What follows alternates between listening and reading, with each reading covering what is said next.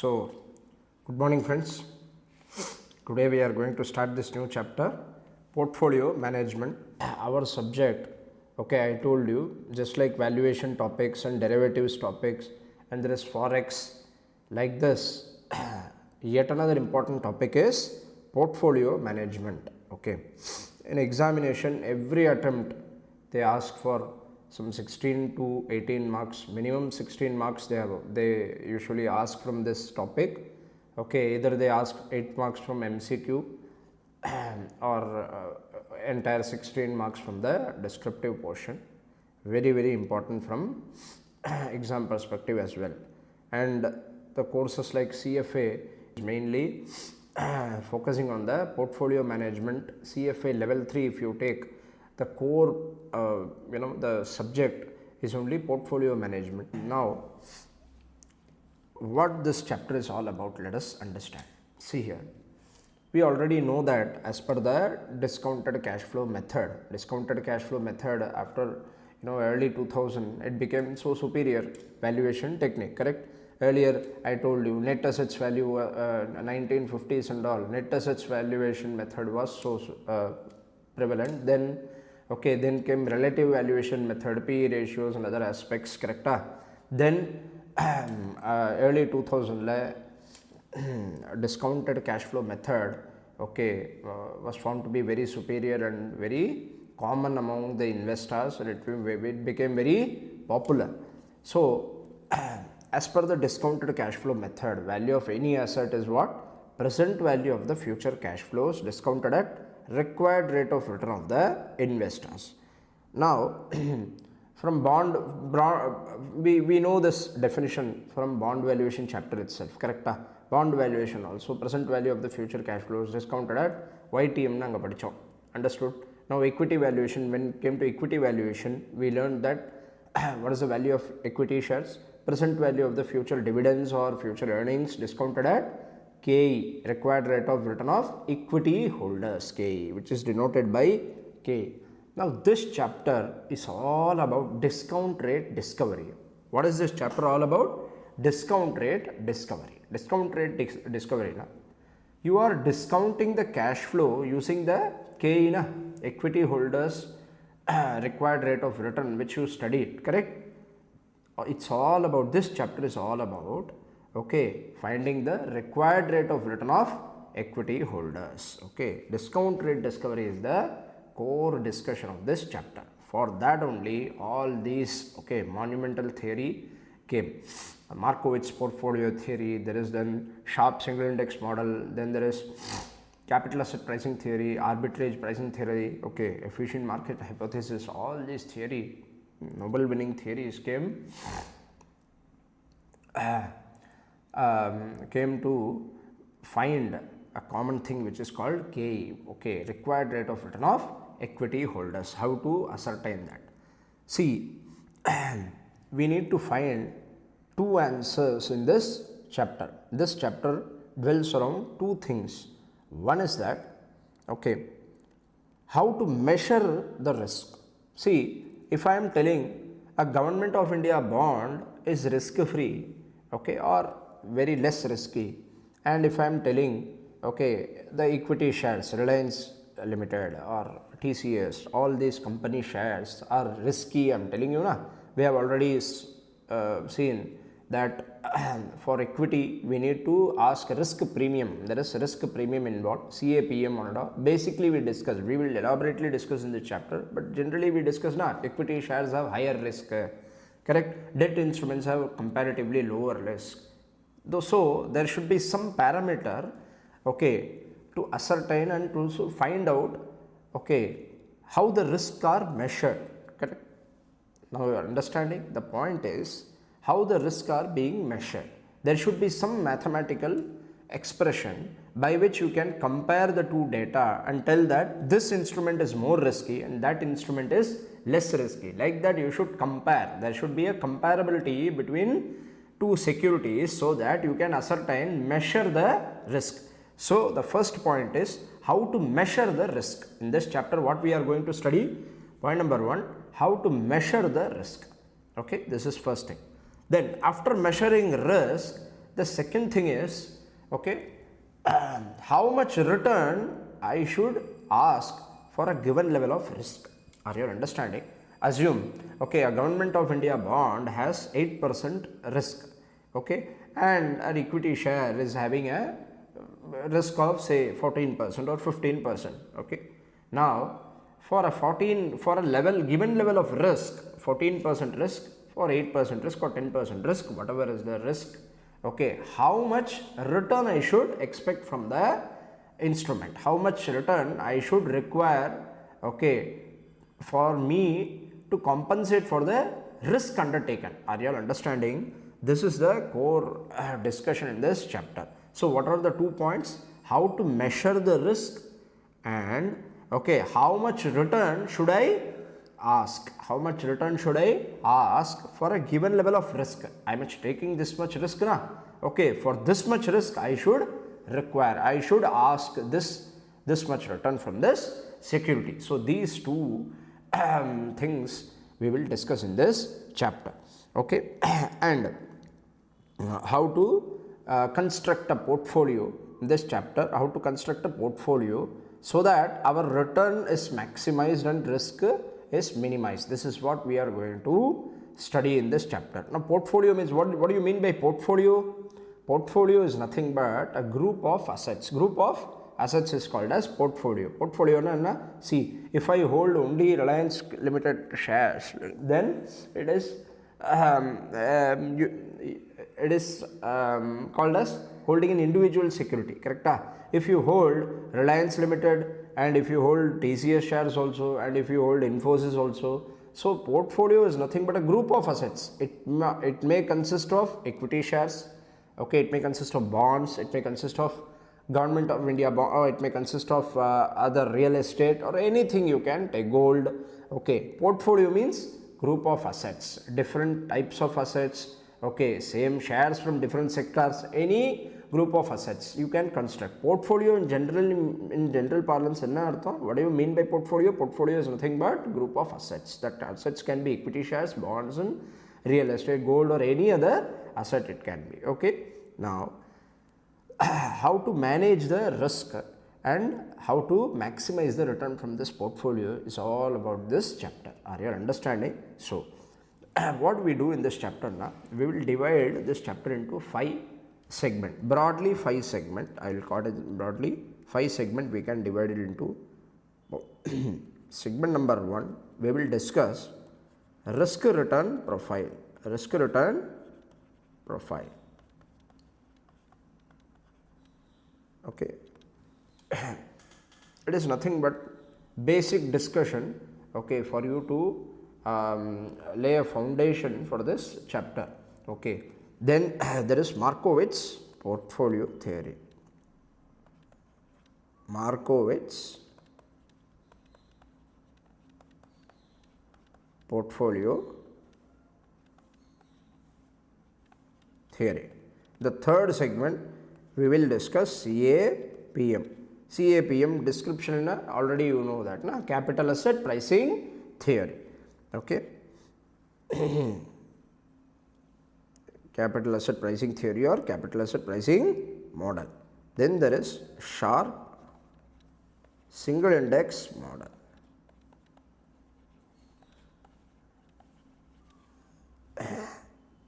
Then there is arbitrage pricing theory. So what we do in this chapter, we discuss it in 5 segments, okay. First segment we will discuss risk return profile, okay, how to compute basic risk returns of individual security as well as risk return of the portfolio of securities. This we will learn under risk return profile. Then there is we will okay, discuss about Markowitz portfolio theory. Harry Markowitz in the late 1950s came up with this theory. We will discuss in detail. Then there is CAPM and Sharpe single index model. Both are found by Sharpe only. He was a student of Markowitz, okay. Then we will discuss those two theories. Then we will discuss arbitrage pricing theory. This is the agenda for this chapter, okay, right. Now we will start with first segment, that is risk return profile. See, first we will discuss about return, then we will come back to the risk.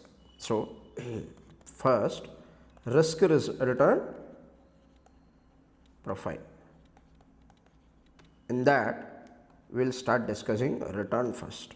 Okay, how to measure return of an individual security, then we will see how to measure return of the portfolio of securities. Correct? Now, come to return. How to find the return of security? See here, there are two ways to find return of securities, that is ex post, ex ante. What is this ex post and ex ante? See,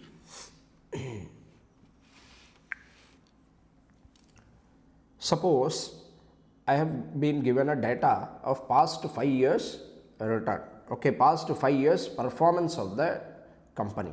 Okay, I have given a security X and I have given a data of past 5 years performance of that security. Now, using the data, I should analyze how much return I should expect from this company. Correct? I should expect from this company. So what is the return of the security? You need to understand. There are two methods to compute it. See, if I use past data, understood? If I use past data and come up with an expected return, this is called as ex post return computation. Okay, this is called as ex post return. Now, see, past data will not always be reliable. Past data will always not be reliable. In that case, what I do? Okay, I try to predict the future. I try to predict the future, which I believe, okay, the share price might go up 5%, 10%, this much. I can give a weight, I can assign a weight, okay, I can analyze and assign a weight for given, I can assign the probability for various prices, and then I can expect the share price tomorrow. Correct? This can also happen. Generally, this only will happen. Equity research, okay, those who are into equity research, what they will do, they will collect all the data and they will do the research and try to analyze or forecast the share price in the future. Correct? So, based on that, they will tell you, okay, if you have noticed the brokerages report and all, they will tell that, okay, this company expected return is upside percentage. Today share price is 1000, 1200. Tomorrow share price may go to 1200. Upside percentage is 20%. Like that, they will issue their research reports. If you have seen the research reports, I will send you a model research report where you will find all these data. Okay, what they will do, they will forecast the data. So they will try to predict the future. They will assign a weight for each and everything, and they will come up with some price in the future. Correct? So that they will come up with expected result. Price na, what do you mean by future price na? So that you can predict the return from the price. Correct? So how to compute the return is the issue under discussion. See here, for ex post now, what do you have? See, now the return of individual security. Now we are discussing return of the individual security. We will come to the portfolio in the later segment. Now we are studying return of the individual security. See here, what is the return of the individual security now? P1, okay, minus P0 plus dividend, the whole divided by P0. See, this is simple. Yeah, nothing. Today share price is P0 na price today. Assume the share price is today 100. Okay, P1 na next year. Do you all remember the MM model which we discussed under equity valuation? Modignani Miller. Adala P1 la we discussed na. Remember the same thing. P1 means nothing but price of the share after 1 year.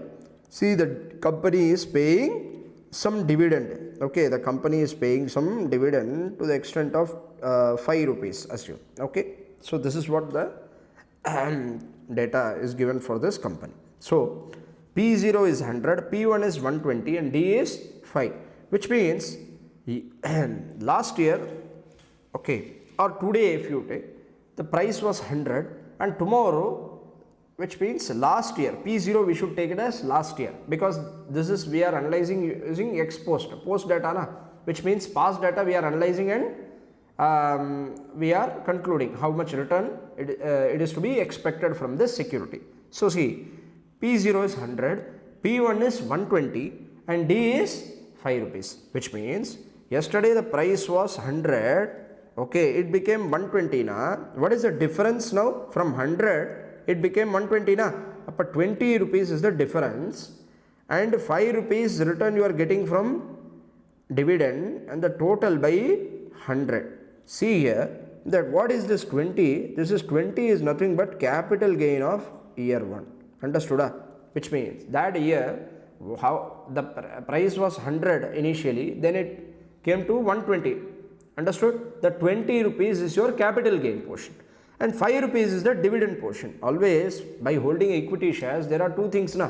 One is the capital gain, another is dividend. Both are to be considered in computing return percentage. Suppose this is what 25 by 100, correct? About 25% is the return for that year. Like this we can compute the return using past data. For example, I will give you one more example.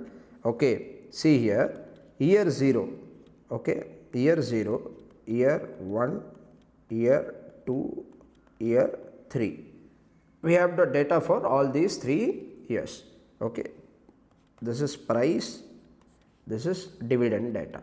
Okay, for the price I am saying year 0 it was 100 and year 1 it became 105, year 2 it became 108, assume year 3 it became 90. Dividend assume second year is 2, third year is 1, first year is 2, second year is 1 and third year is nil. This is the data given. Now how to compute return for each year? See, why we are computing return here, you need to understand return should always be expressed in percentage terms. Why you need to express in percentage terms? It is uniform, comparability will be there. You can compare various data and come to a conclusion that this is okay, this is yielding a higher return than that security. This security is more efficient than that security. Like that, okay, you can compare across the securities. The return should always be expressed in percentage only. Whenever you see without specifying any number, 5.7, 6.7, return is 10, 12, what you should understand, rupees la illa. 10 rupees, 12 rupees, they don't express in rupees. Return is always expressed in percentage terms. Apo, you need to compute how much returns it's generating, correct? For each year you will compute return. Now you may ask one thing, that you are holding the security for 3 years na. Sir, I am not selling the security at the end of year 1 na.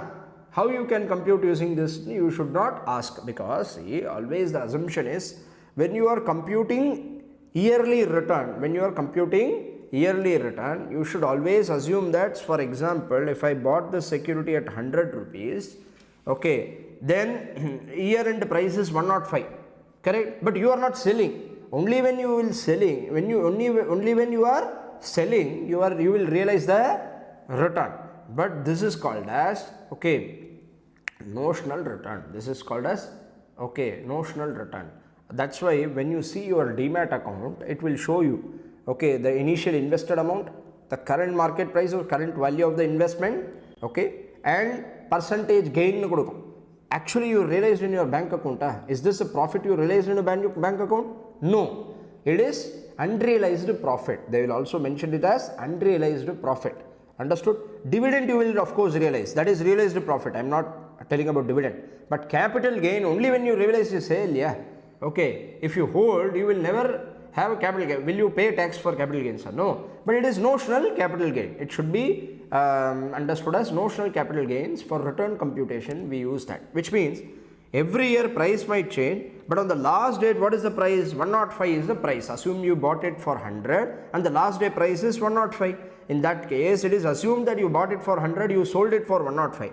The next year starting regular, you again bought it for 105 and sold it for 108. And the third year you bought it, beginning you bought it at 108 and sold it for 90. Like this you should assume and then compute the return. It's just an assumption. Are you understanding? For return computation, you should do this. So tell me, what is the computation first year over year 1? What is the return? 105 minus 100, okay, plus what is the dividend for that year? 2. The whole divided by 100. What is this? 7 by 100. How much is that? 7%. Are you all getting a? Okay, see the next computation. Next year, now what will happen? Year 2 price is year end price, year beginning prices will become 105. In that case, how to compute return for the year 2? 108 minus 105. Okay, this is the capital gains portion which you are making, unrealized capital gain plus realized dividend. What is the dividend? 1 rupee. The whole divided by 108. 105. 1 second. 105. Why 105? Okay, the price, the year end price of the previous year will become year beginning price. Are you all understanding? Okay, even though we did not purchase the security at this price, we may bought at some other price like 100 rupees or 90 rupees, it doesn't matter. For what amount you bought, it doesn't matter. Your initial price, it doesn't matter for computation of yearly returns. Are you all understanding? So 105 is the amount you assume you invested. Okay, so 108 minus 105, year end prices minus year beginning price plus the dividend portion, the whole divided by year beginning price. How much it is coming to? 4 divided by 105. It is 3.81%. Correct? 3.81%. Then come to third situation where see here 90 year end price is how much? 90 minus, okay, 108 year beginning price. This is the capital gains or loss plus 0 because we don't have any dividend, okay, divided by 108. See, in this year, the third year, the share price is falling from 108 to 90, which means 18 rupees loss, capital loss, notional capital loss. Is this real loss? No. Why? Because of course you have not sold the security. So you will only, okay, realize the loss only when you sell the security.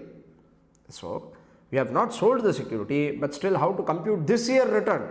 We are standing on year 3 and computing this year return. Apo year 3 end price minus, okay, year 3 beginning price, which is 108, the plus dividend if any, there is no dividend in the current year, divided by 108, you will get it as 16.67% or something. Correct? Now we have computed return for all these securities using past data. Are you all understanding? Yeah. Till now discussion, are you all understanding or not? Okay. It can be 5 years data might be given, 4 years data might be given, 10 years data might be given, but for every year, for an individual security, using exposed, the past data, how to analyze and how to compute return, this is how you will compute return. Are you all comfortable with this till now? Okay, next. Yes, sir. Yes. Sir, but isn't it the negative return of the last year? Of course. Negative return, very good. Negative return, of course, negative return is equal to minus 16.67%. Yes, because minus 18 divided by 108 is minus 16.67%. Very good spot. Yes, it is negative only, not positive. Right. So you have to aware of the sign also, because from 108 the price dropped to 90, which means you have loss. So the loss in percentage terms returns, if you see, it is minus 16.67. Correct. So now we have computed the return using exposed data. Now come to ex ante data. What is ex ante data? See here. Okay. Now this is the return for the before discussing the ex ante. One more thing is pending. See here. This is the individual securities annual return. Correct? Now first year it gave me 7% return. Second year it gave me 3.81% return. Third year it gave me minus 16.67% return. Correct? Now tell me whether I can say what can I expect by analyzing this return data. we have the return of each of the year. We computed the return data for all these this security for all these years, correct? Now tell me, can I expect, now there is two terminologies in this whole chapter, okay, not only chapter, in the subject one thing you should understand, there are two things to be discussed. One is that what is expected rate of return, what is required rate of return, okay, are you understanding? Two things are there, carefully observe, very confusing, I have seen many committing mistake here, okay. Expected rate of return and the difference between, what is the difference between expected rate of return and what is the difference and required rate of return, this you need to understand. What is expected rate of return? Now tell me, this security data I have correct, return data I have, can I expect every year 7% return from this security? Yeah, no. Why? Can I expect negative 16.67% return every year? For, are you understanding? See, we have return data, past return data we are analyzing for future investments why we are analyzing? Expected return what is expected from the security for a future period understood? So tell me what I should expect from this security, whether I should expect 7%, whether I should expect negative minus 16.6%. You should never expect extremes. Are you understanding? You should only expect average.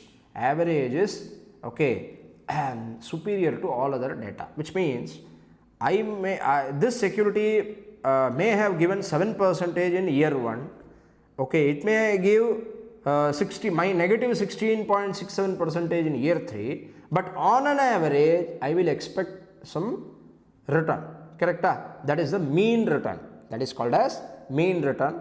See, in this chapter it is very much statistical and I may use some statistical terminologies here and there. I hope you already know that. I will explain it briefly, but don't expect me to go deep into statistics, okay, that is not our goal. Using the statistical measure, how to analyze the data given in this chapter is what we are going to discuss. Are you understanding? I will explain each and every terminology, okay, but I can't go deep into statistics because already if we discuss it will take so much of time, so many things are to be discussed in this chapter. So basic terminologies and all you should be able to comprehend. Are you understanding? So mean, are you aware of this mean? Okay, mean is nothing but average, correct? In the previous segment when we discussed derivatives also, there also we saw okay, the normal distribution table where it was a curved table, squared table, and it was curved in the middle, okay. I told you in the middle point, exact middle point will be mean. Are you understanding? And the other areas will be variations like this. See, for example, average can be taken as simple average and weighted average. Now tell me, okay, what is the average for this security? 7 plus 3.81% minus 16.67 divided by 3. What is the average? 7 plus 3.81 minus 16.67, the whole divided by 3. So the average comes to 1.95% minus 1.95%. Are you all clear now? Okay, this is called as X bar, or if the security is X, this is called as X bar, or any other security, Y security Y bar. Bar na mean artham. Okay, you represent it as like X bar, means mean return. Are you understanding? So tell me children, what is happening here? See, we need to compute returns of the individual security. We are computing returns for the individual security, wherein okay, for each year you will compute how to compute individual securities return. Year wise you need to compute year end price minus year beginning price plus dividend, the whole divided by year beginning price.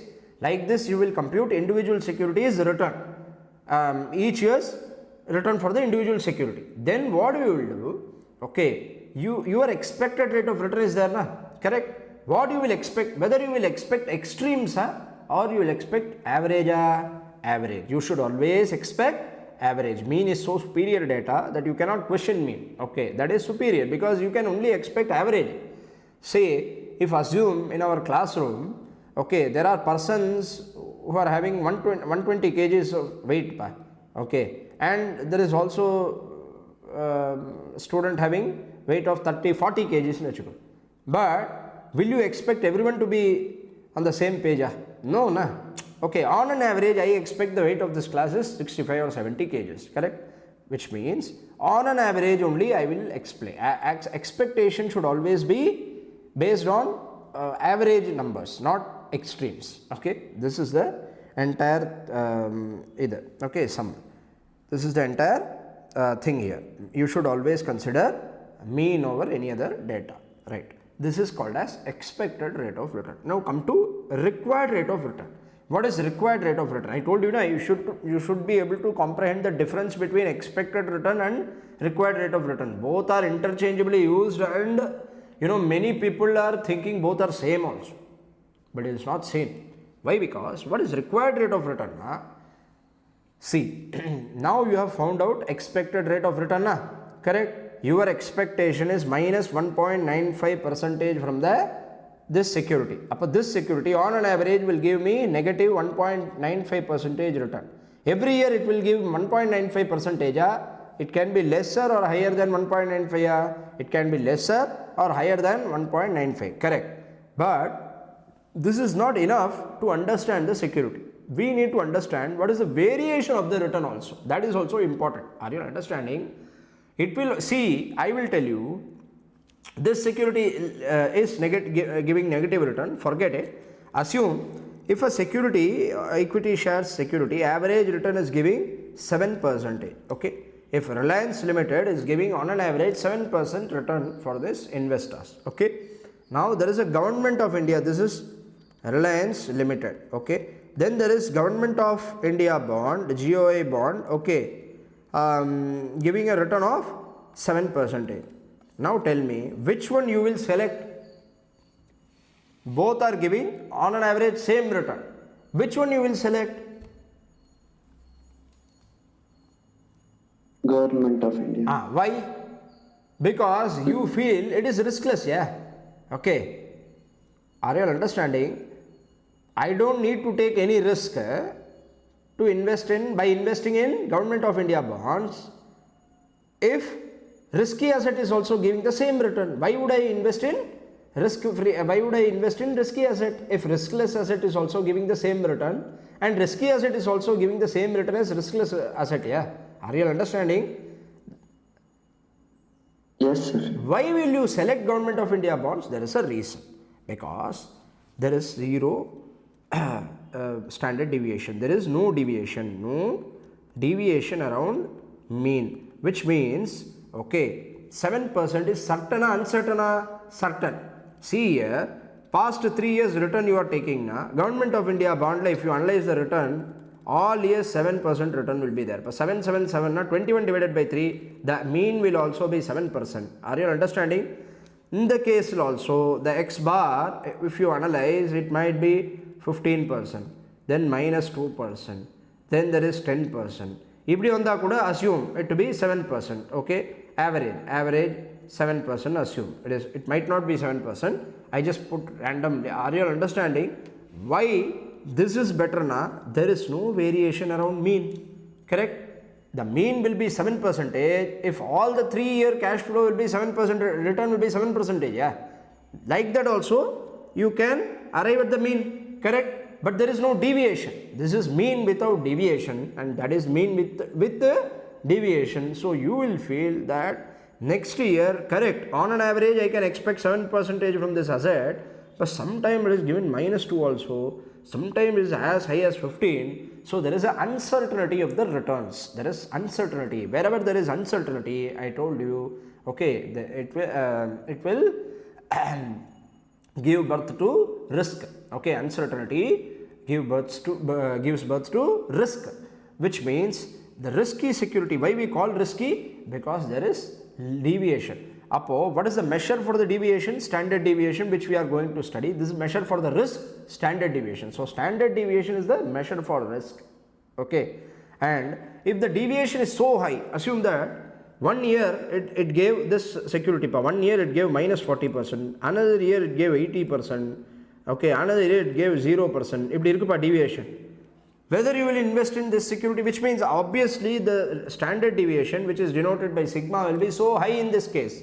Why? Because mean kandupadikala, but the variability is so high around the mean. Okay, it is not near to the mean, it is so high, which means it is risky, more risky. In that case, because of the risk involved, even though it gives a higher return, you might try to avoid it based on your risk perception. Are you all understanding? Which means I understood how to compute risk na, how to see risk na. Now after analyzing risk, okay, after analyzing risk, if I decide that this much return I should expect, na, that is called as required rate of return. Are you understanding? Expected rate of return is 7%, but since I will tell, if I tell you Reliance Limited is giving 7%, Government of India bonds is giving 7%, which one you will choose na? I will tell, okay, the expected return for the Reliance Limited is same as expected return of the Government of India bonds, which is risk-free asset. In that case, okay, even though the expected return is 7%, I will not invest in Reliance because, okay, because of the risk undertaken. Are you all understanding? Because of the risk undertaken, I need a compensation for the risk, which we are not getting in case of Reliance Limited. I need a compensation for the extra risk undertaken. That is called as required rate of return. Ideally, the expected return of the Reliance might be 7%. But the required rate of return, I will tell, say 12% or something, because of the risk undertaken, after considering the risk undertaken. Understood? Is this clear? Okay, this is the difference between expected return and required rate of return. Understood? What is expected from this return? Obviously, average return expected, mean return is the expected return. And required rate of return, after considering the risk factor, okay, how much return I require from this, I will consider and then only I will decide. Are you understanding? This is clear. Shall we proceed? See, next we will come to ex ante discussion. See, all these discussion we made till now is all about ex post return. Okay, past data analyze panni how to compute return is what we computed. Now there is another angle, ex ante. What is ex ante? See, returns when you are expecting, yes, you should expect average, correct, but there are two methods of arriving at the average data. See, past data I will analyze, past 5 years data I will analyze, and I believe that this will continue for the future, correct? But it might not be the case, same case in all the scenario. See, I expect that past 10 years have been good for the company, it is good, it has grown extraordinarily, it is good, but the next 10 years might not be same as past 10 years, in which case I need to analyze the company's data, I need to analyze the performance of the company, I need to analyze the financials, I will take the growth prospects of the company, okay, I will use all other data and try to predict the future, which might not, okay, which might not resemble the past. So this is called as ex ante, which means you will assign, after all the analysis, you will assign a probability, okay, and arrive at a future price, and try to arrive at future price. This is expected price, predicting future. Okay, like that, if you use the data and predict the future, and then weighted average, that is simple average we computed. Here we computed, if you compute the past, if you take the past data and compute, we will arrive at simple average mean, correct? Now if future data is taken, you can only make predictions. You have to assign some probability, and predict the future. This is the probable share price. You will arrive at a probable share price, correct? And every year you will arrive at expected share price. Because of the data, you have the share price and the year end price and year beginning price, so you will compute return, expected return for each year for the future years, correct? And you will use the weights and find the weighted average return expected from this company. Understood? Okay, very simple. Probability will be given, return will be given. We will see question number 1, 1 and 2 we will discuss and understand how to compute weighted average return using probability. What I am trying to say is this is called as ex ante return computation. Are we clear with this? Shall we proceed?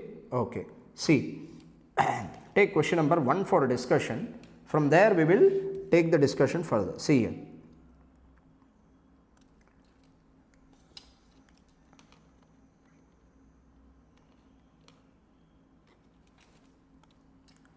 Risk return of an individual, risk and return of the individual security with probability. Okay, without probability. Okay, first question is without probability, simple average we are doing. Then with probability we have two questions for it. Okay. Now the following is the return of two securities for the past 5 years. Calculate for each year the expected calculate for 1 second each the expected return and risk. Okay, right. Here 1, 2, 3, 4, 5 given. Security 6 security X 6.6, 5.6, minus 9, 12.6, 14. Security Y data is given. Now tell me what is this 6.6? How would have they computed 6.6? For year 1 the return is 6.6. First tell me what is the 6. Rupees or dollar or percentage? Percentage. Return will always be expressed in percentage. That is why I discussed all this now. Understood? Now, so all these are in percentage. Even if they don't give, you should understand it as percentage only. Okay. So first year 6.6% is the return. Second year 5.6. Third year minus 9. So individually each and every year they have computed this return. Correct? These return are in percentage terms. Now tell me how would they compute? How would have they computed this return percentage? Ex post. Ex post data. Correct? Past 5 years, that is why ex post data is given. Appa ex post data, how to compute return? Year end price, okay, year end price minus year beginning price plus dividend divided by year beginning price. They have computed already and given you. Are you understanding? Which means why I discussed all this to understand this question. Return direct kurta, what you should understand? There might be a scenario wherein you will be asked to compute the return, or you will be given the return to and asked to compute the mean return or expected return. Are you understanding what is happening? See, in the question there are various questions. Okay, I will discuss later. There are questions wherein they will give you data for computing each year return and then arrive at average return. Here for simplicity purpose they have given return itself. How would have they computed this return? Using this formula, year end price minus year beginning price plus dividend, the whole divided by year beginning price. Like this, they would have computed and they have given the data for all these past 5 years. Are you all understanding? Security X is given, security Y is given. Okay. Now what they have done? Calculate for each expected return and risk. Now they have asked us to compute two things. One is that expected return, average return, and then risk. Okay, risk we have not yet discussed. I will discuss through this question. See here. Okay. So you should help me with the numbers. Tell me here 1, 2, 3, 4, 5. Okay. X. First year return. What is the first year return for X? 6.6%, then 5.6, minus 9, 12.6, 14. Take your calculator, use your calculator and tell me what is the total of this return. 29.8, correct? Now tell me what is the mean return of X? X bar euro. How much is the X bar? You need to find correct? Sir. How much is that? 5.96. Very good. Now come to X bar. What is the X bar? 29.8 divided by 5. Simple average we will take, and X bar or expected return from this security X is how much? 5.96. Which means, tell me, can you expect 14% return from the security every year from now on? No. Can you expect minus 9% return every year? No. Why? You should never expect extremes. You should expect only average, and the mean return x bar is how much? 5.96. Next, come to security x minus x bar. See here. Now why we need to compute? This is the mean return. Now we have computed return, na? Understood? Now we need to compute risk. Okay, what is the risk formula? Okay, risk formula is nothing but individual security. What is the formula? Standard deviation is denoted. See, risk is denoted by standard deviation. In this whole chapter, risk is denoted by standard deviation. Not only in this chapter, I also discussed in derivatives now, Black-Scholes models. Remember, we discussed the standard deviation and all, na? Are you understanding? Yes, sir. Yearly standard deviation we discussed in various places, na? Now the same standard deviation we are having a formula. Okay, it is a statistical measure to it is a statistical to measure the risk. So how to compute that? What is the formula for standard deviation? Is nothing but root of, okay, summation of x minus x bar the whole square divided by n. Okay, you will understand what it is now. See here, for that first we need to compute x minus x bar, which means see, on an average the return is, the mean return is how much? 5.96. Apo every year I need to find the deviation from the mean. That is how you are computing. Are you understanding? See, I will tell you the logic. 6.6 is there, na? Correct? Average return is 5.96, na? So how much it is deviating? X minus x bar is how much? Positively, first you tell me, it is positively deviating, negatively deviating, positively deviating. Correct? Okay, 6 apo x minus x bar evlo, by how much it is deviating? You see, 6.6 minus 5.96. What is x minus x bar? X bar is 5.96. 0.64. Yes, 0.64. Like that, 5.6 how much? 5.6 minus 5.96 x minus x bar is the deviation. Are you understanding? Is minus 0.36 minus 9. Now minus 9 minus 5.96. 5.96 is the mean return. It has given minus 9. It is deviating so much, na? Okay, it is deviating minus 14.96. Then 12.6.64 we have 8.04. Are you understanding x minus x bar? What is x minus x bar? The deviation from the mean return. Are you understanding? Now there are negative numbers also, na? What you will do? You should square it. You will square it and then find the square root so that the minus sign is removed. Are you understanding? Okay, so what we will do? X minus x bar the whole square. See, in the column the x minus x bar you cannot total it. If we total this column, it will come to 0. Are you understanding? It is of no use. Now what you should do? X minus x bar the whole square. You should square it up so that you can remove the sign. Sign will be removed, na? See, 0.64 square evlo? 0.64 into is equal to pod. How to find square in calculator? Simple, 0.64 into is equal to, you calculate. How much is that? 0.4096. 4096. Now minus 0.36 into minus 0.36, minus will be removed, will be there, it will be removed. When you square it up, okay, it will be removed. How much is that? Minus 0.36 square, 0.1296. Are you all getting? Okay, see, minus 14.96 into is equal to 223.8016. Are you all getting this number? Like that, we find 44.0896, 64.6476. Shall I add this up? Yes, I can add this. Why? This is not, okay, square of the x minus x bar.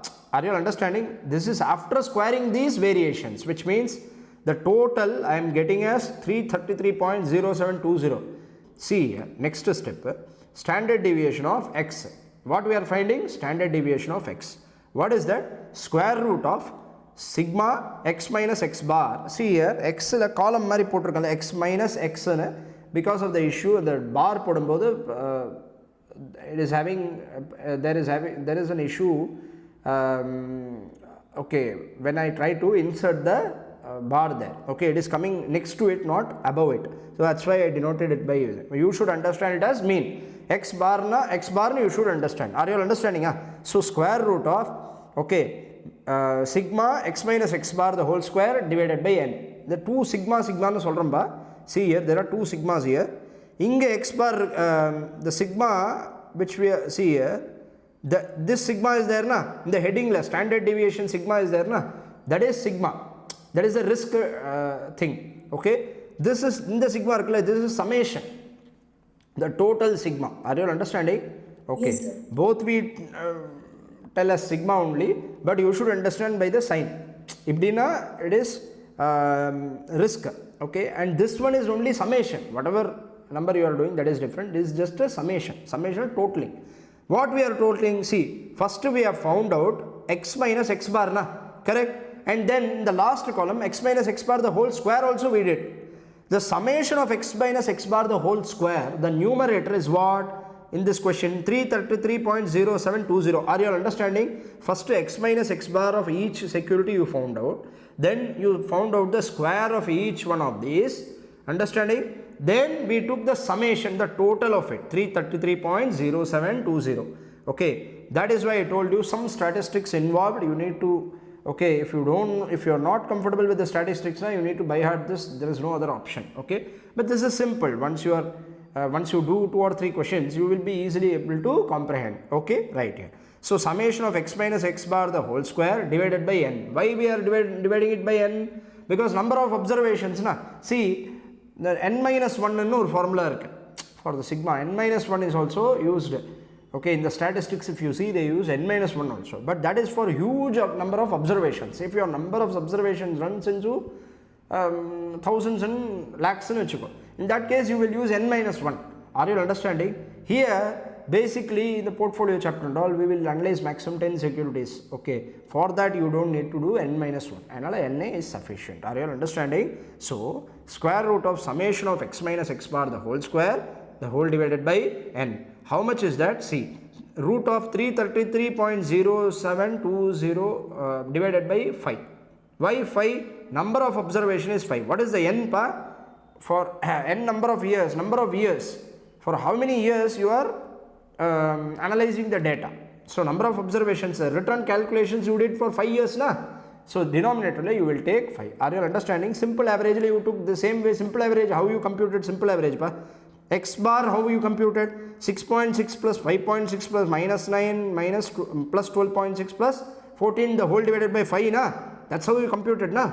The same way here also we will use n in the denomination for standard deviation computation. Are you understanding? The 333.072 by 5 the whole square, square root of 333.07 divided by 5 is 8.16 is the answer for x. Next, is this finished? The question finished, or we need to compute for y also? We need to compute for y. You should tell me, now I will not tell, you should tell me what is the numbers here. See here 1 2 3 4 5. Come to return of these years. What is the return for first year? Y is return for first year 24.5. Second year minus 5.9. Are you all understanding? Using the workbook, are you all having the workbook and seeing the question? See this, minus 5.9. Next year 19.9. Sometimes it might be repetitive, that's why I am going fast. If you feel that I am fast na, stop me and slow me down. Are you all understanding? See next, 19.9, third year return, fourth year return is minus 7.8, fifth year return is 14.8. Just for my confirmation, how would have they got the 19.9 in the year 3 return? 19.9 is percentage or rupees or dollar or yen? Percentage. How would have they computed? Year end. Year end price minus year beginning price plus dividend, the whole divided by year beginning price. They would have computed like this and given the data. Are you all understanding? Next, so tell me what will be the mean? Total in a 24.5 minus 5.9 divided by 5. How much is that? 9.1. 45.5 divided by 5. The mean x bar is how much? 9.1. Are you all comfortable with this computation? Next, you should tell me what is the next column. X, y minus y bar. Now we have found out y, y minus y bar. Each year we need to compute y minus y bar. What is the first year y minus y bar? What is the variation? 24.5 is the return for the year 1. and the mean return is how much? 9.1. About 24.5 minus 9.1. How much is that? 15.4. Like this, next year minus 5.9 minus 9.1 is equal to how much? Minus 15. Minus 19.9 minus 9.1, how much is that? 10.8. Like that you will compute for all these years. Next column, what you should find? What you should do? There are negative signs, na? You should square it up. So you should find square variance. Okay, you should first square it off. How much is that? 15.4 the whole square. How much is that? 237.16. Understanding? Till now, are you all understanding? See, 15, Yes, sir. Yes, 15 sir. square is 225, 10.8 square is 116.64. Like this, you will square it up. And the last step is summation of these squares. These squares you should add up. How much is that? 896.9. If you add this y minus y bar the whole square, okay, of all the observations, 5 years observations you add. Correct? If you add this, you should divide by n number of observations. Simple average mere kandupidikkanum illaya. Now next step is standard deviation of y. What is the standard deviation of y? What is the formula for y? Tell me. Square root of, okay, summation of x y minus y bar the whole square divided by n. Are you all understanding? See here, square root of sigma y. What is standard deviation of y? Sigma y. Sigma y is equal to what? Square root of summation of x y minus y bar the whole square the whole divided by n. How much is that? Numerator evlo kadachadu? Root of 896.9. Are you understanding? Here we got numerator as 8.96.9 the whole divided by 5. How much is that? 13.39. This is the sigma. This is the risk of the security y. Are you all understanding? Is this clear? Earlier we found out risk of security x. Now we found out risk of security y. The risk is a next level data arrived from the return. Are you understanding? First, see the steps involved, you need to carefully observe. The first step, okay, we analyzed past data. Each year we computed return. How we computed each year return? Every year return, year end price minus year end. Using that we compute each year return. Then we computed mean return, average return or expected return. Then we computed the deviation from the mean return, and I find how certain is my mean return. Are you understanding? I expect this to be around mean, but I need to know how much it is deviating from the mean. That only will determine what is the risk level of this security. Okay, are you all understanding? Are you all comfortable with this question? See, take note of it. Already copied or you need time to copy? So not copied. Okay.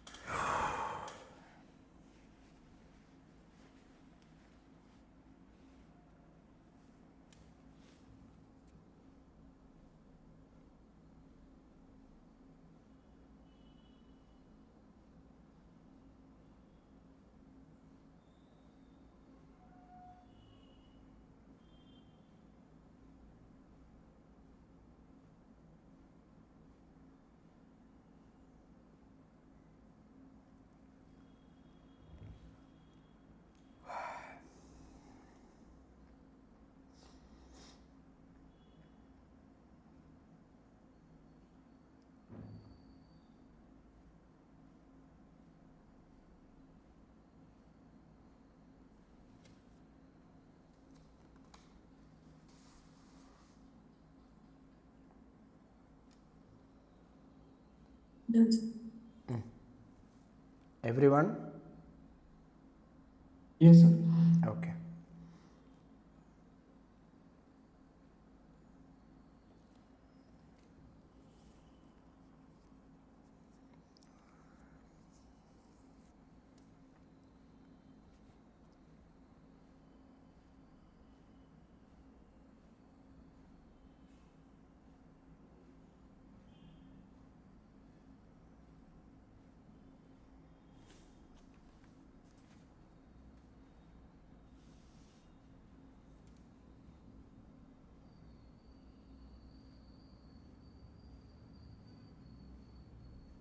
Yes.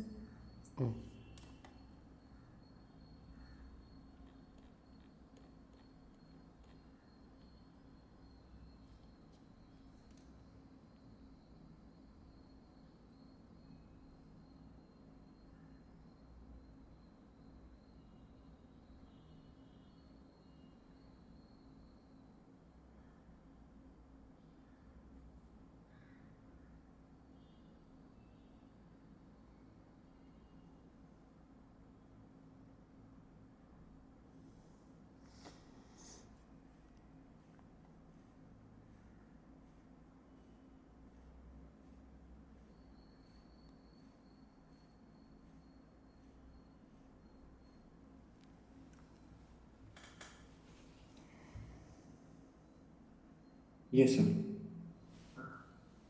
One.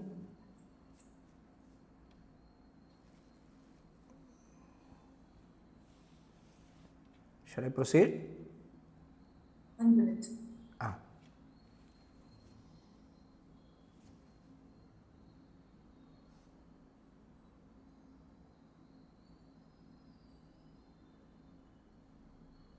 Done. Okay.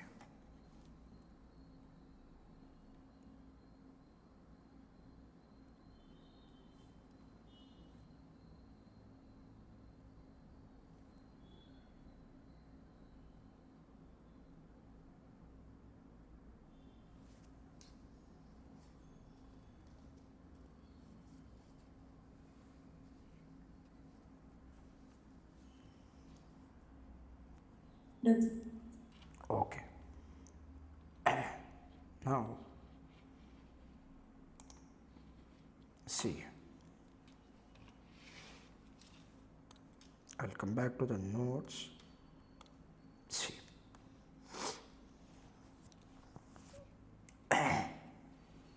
So, using this exposed method, okay, how to compute return pa? Mean return x bar is equal to x1 plus x2 plus x3 plus x4 like this divided by 4. Okay, simple average you will take. This is the x bar return na. Okay, average return, mean return, correct. Now what is the sigma formula? Please help me out, I forgot the formula. Square root of summation of x minus x bar the whole square divided by n. Are you all comfortable with this? This is the way you compute using risk using exposed data, which means when you analyze the past data and find out, this is how you will compute the return and risk. Is this clear? Now in this question I can conclude like this. See, I can come to a conclusion. 1 second. What was our see here, security x and y. Security are x and y. Inge see here x y. Now risk return, correct? Please tell me what is the risk of security x. How much we found out? 8.16. Return of security x is mean return 5.96 expected return, correct? Now come to y. What is the risk of security y? 13.39 and return 9.1. Okay, this is percentage terms. Risk on percentage terms. All are percentage terms. See. Now security x is giving me a 5.96 percentage return for a risk of 8.16%, correct? Are you understanding? And security y is giving a return of 9.1 percentage, okay, and having a risk of 13.39%. Tell me children, which security is efficient from this data? Can you tell me which security is efficient? 9.1. Depending on the risk factor, each one is a. See here, the question is that one security is giving me a higher return. Which is that? Y. Understood? The benefit of security Y is that it is giving me a higher return. The benefit of security X is that it is having a lower risk. Are you understanding? Okay, which means if I am not willing to take more risk, okay, I am willing to put my money in safe custody. I will go for what security? Security X, ITC Mary share. Are you understanding? Okay, Y or Adani Mary share pa. Okay, it is giving me higher return, but for a higher risk undertaken. Are you understanding? If you don't have the appetite to take higher risk, you will not gain that return. That is fine. But tell me, which is efficient out of these? Both are efficient only. Okay, both are efficient only. Which means, see, in third scenario, if I have some other security which gives me a same 5.96% return for a lesser risk, assuming risk is 5%, sigma is 5%, then this will be more efficient than X. But okay, for the given level of risk, for 8.16% risk, this is return. Are you all understanding? So higher return Y is giving by taking higher risk na. It doesn't mean higher risk doesn't mean that it is inefficient, because it gets compensated with the higher return na. Are you understanding? Later we will detailedly discuss all these things, how to measure and find out. But now you understand that both these securities are efficient only, because it is not offering same return for a higher level of risk. Yeah, are you understanding? It is compensating with the extra return, right? This I wanted to clarify. Please note this down. Can you please note this down? Security risk and return XY. Okay, and yes, in the see,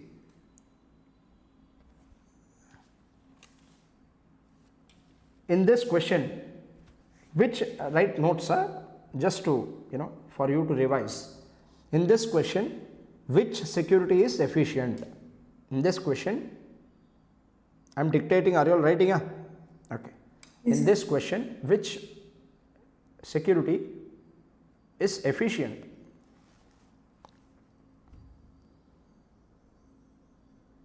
Put a down arrow mark and write.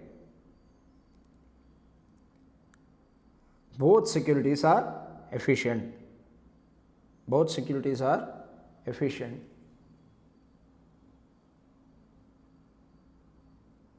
The advantage of security X is,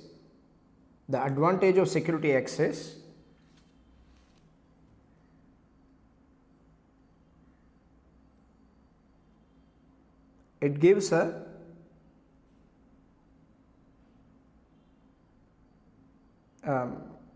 it is having a low risk. Advantage of security X is, it is having a low risk.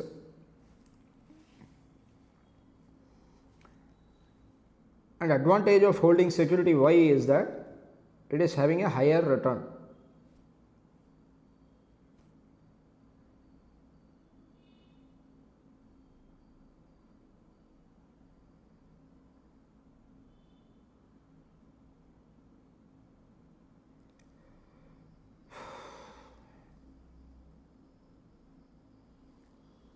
Advantage of Y is having a higher return.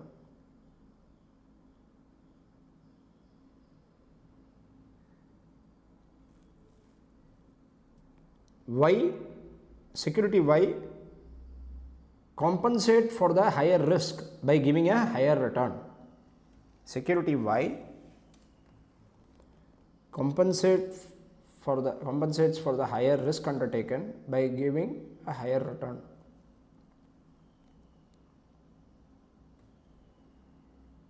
Finished?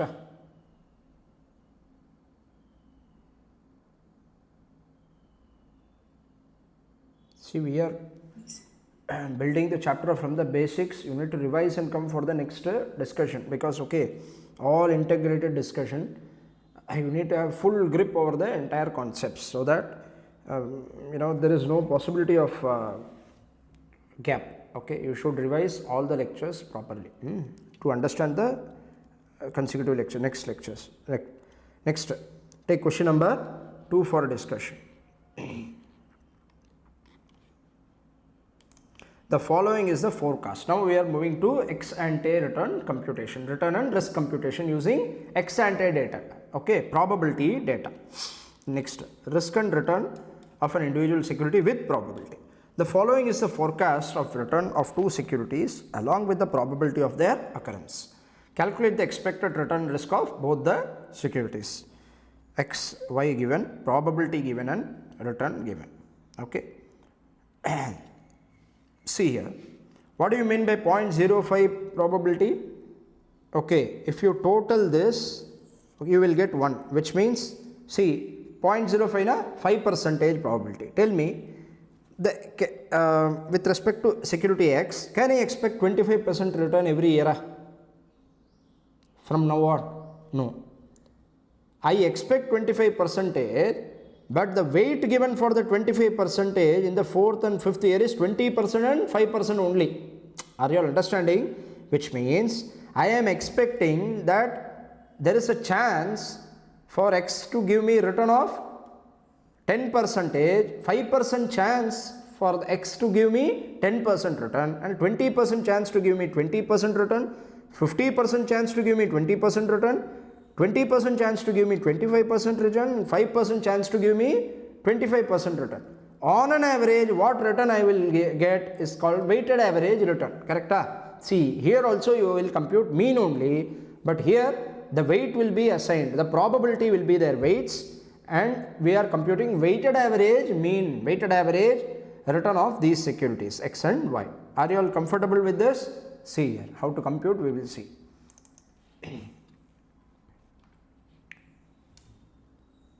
I need to give time to read the question. Are you all comfortable? Shall we start doing it straight away? Same simple thing na? Yes. Okay. Just apply probability and find the mean return. Okay. Probability is 0.05, 0.2, 0.5 and 0.2 for these returns. 10, 20, 20 and 25 and 25. See here. How to find the X bar? We found out in the previous question. We totaled it and we found out X bar. Correct? Here, how to find X bar? See, nothing, 0.05 into 10 plus 0.2 into 20 plus 0.5 into 20, like that we multiply each probability with the each return with the assigned weight. Are you all understanding? And find the summation of it. This will be your weighted average return. How is the X bar is how much? 0.05 into 10 plus 0.2 into 20 plus 0.5 into 20. Like that you compute and arrive at the mean of 20.75. Are you all understanding? There is a chance of 5% chance of return being 10%, 20% chance of return being 20%. Like that, if I do for all the return using the probability, we arrive at mean return of 20.75. Is this clear? Shall we proceed? X bar computation is clear. Next, what do we do? Same. Now we need to find weighted average. Now we need to find the risk of the security where probabilities are given. Correct? Using ex ante data, how to find risk? Return we found out. See, weighted average return is the return. We found out how to find weighted average return. So, anga vandu simple average, here weighted average. In case of post ante, we will take weighted average return where the probability is given. Correct? Now how to find out risk? Risk formula, will there be any change? Yes, of course there will be change. X minus X bar will not change. Okay, X minus X bar the whole square and summation of X minus X bar the whole square will change. Are you understanding? X minus X bar will not change. So, how to find X minus X bar? 10 minus 20.75. X bar 20.75 na? No, like this we found out every year X minus X bar. Correct? Now, what do we do? X minus X bar the whole square we will do, but multiply the probability with the X minus X bar, then and there itself. We will not add up all the X minus X bar and do the whole divided by n. That is not necessary. So denominator it will diminish, as well as addition also we don't need to do. Are you understanding what we are going to do? Okay. See here. Addition we will do, but when we will do? After multiplying the probability. X minus X bar you should not add. Are you understanding? See here. x minus x bar the whole square. Now 10.75 the whole square is how much? Tell me. 10.75 into is equal to how much is that? 115.56 into 5%. What is the probability of this variance? 115.56. You multiply into 5%. 5.7781. Are you all getting this? Same way, what you should do for next step? 0.75. 0.75 into is equal to into 20%. How much is that? 0.1125. Like this you will find. Next you tell me 0.75 into is equal to how much is that? 0.5625 into 50%. Correct? 50 by 50%? 0.5. You can also do it 0.5. Okay. 0.5 is how much? 0.2812. Like that you do for all these years. Now what you should do? You should total this. You should take a sum, do the summation of it.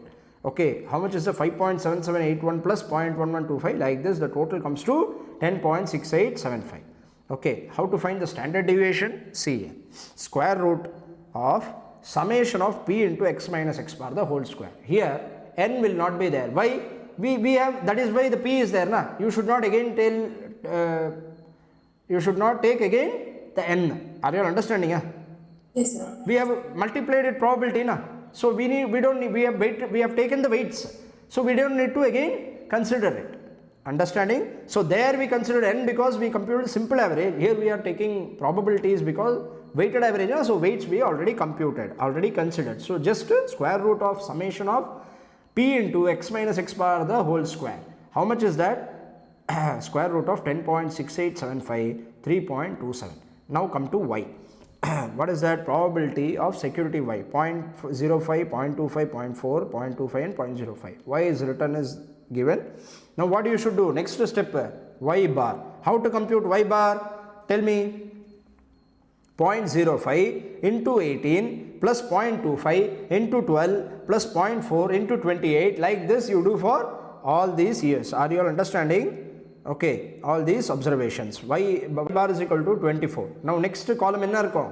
Y minus y bar. How much is that? One number you tell me, then I can proceed. Okay, y minus y bar.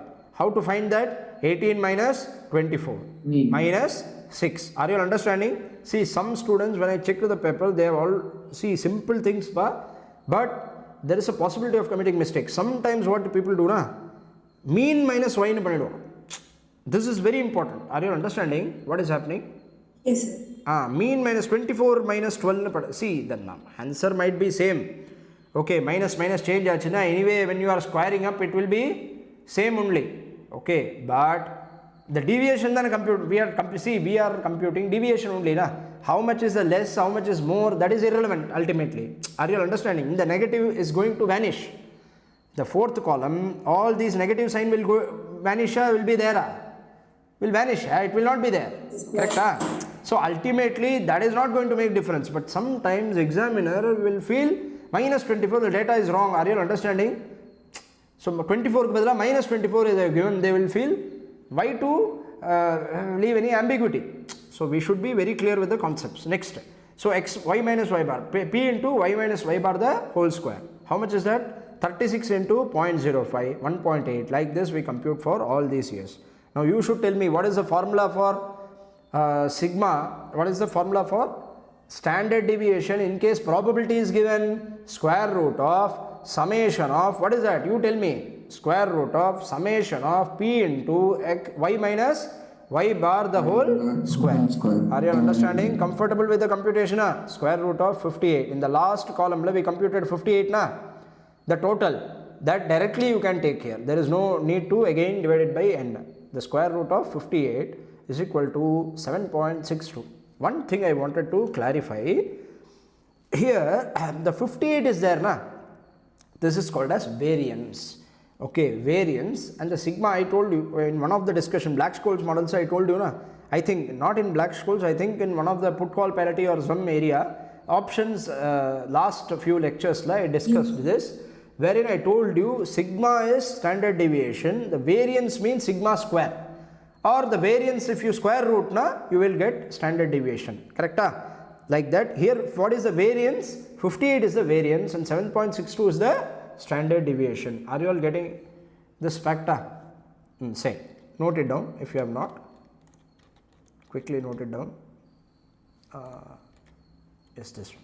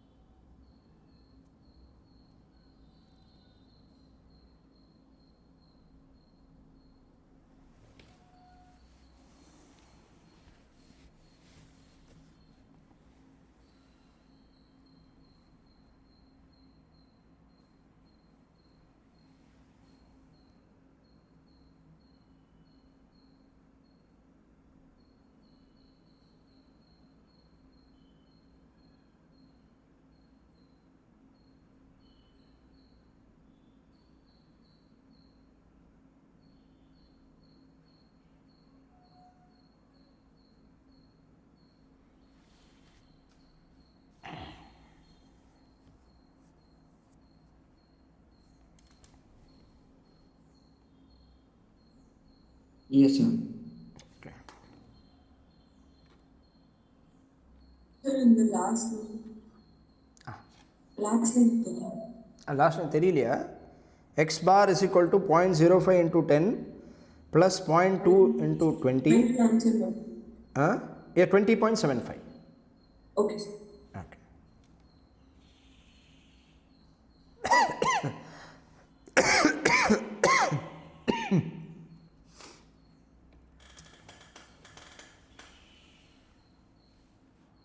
Try to write the formula whenever you get the opportunity to write it. Okay, don't cut short the formula step because you get an opportunity to revise the formula.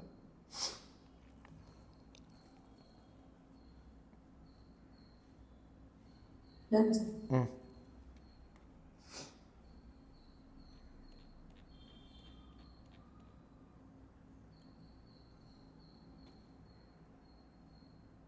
Last line is not visible, huh? yes, sir. Okay. No, sir. Okay. Once you complete this, I will dictate. Last line is nothing, and the y carry x y bar na போட்டுக்கலாம். Okay, I should have added that. Below 38, I should have added that. No issues.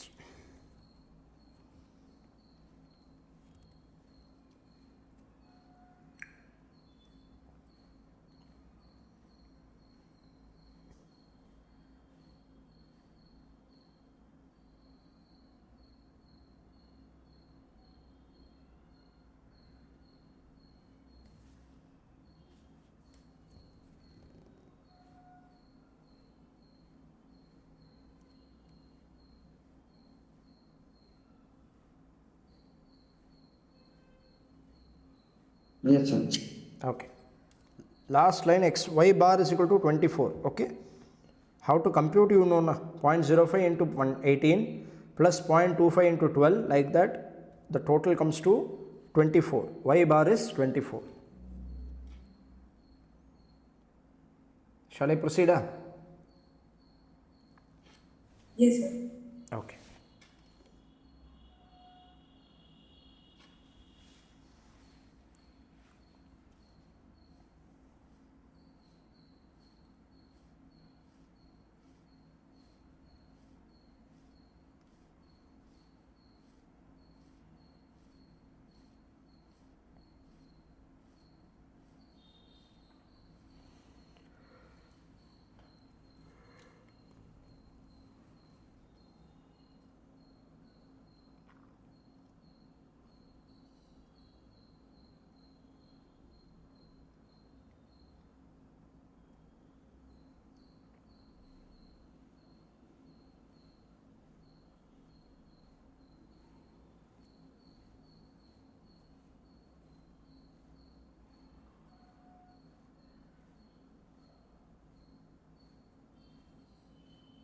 Done, sir. Okay.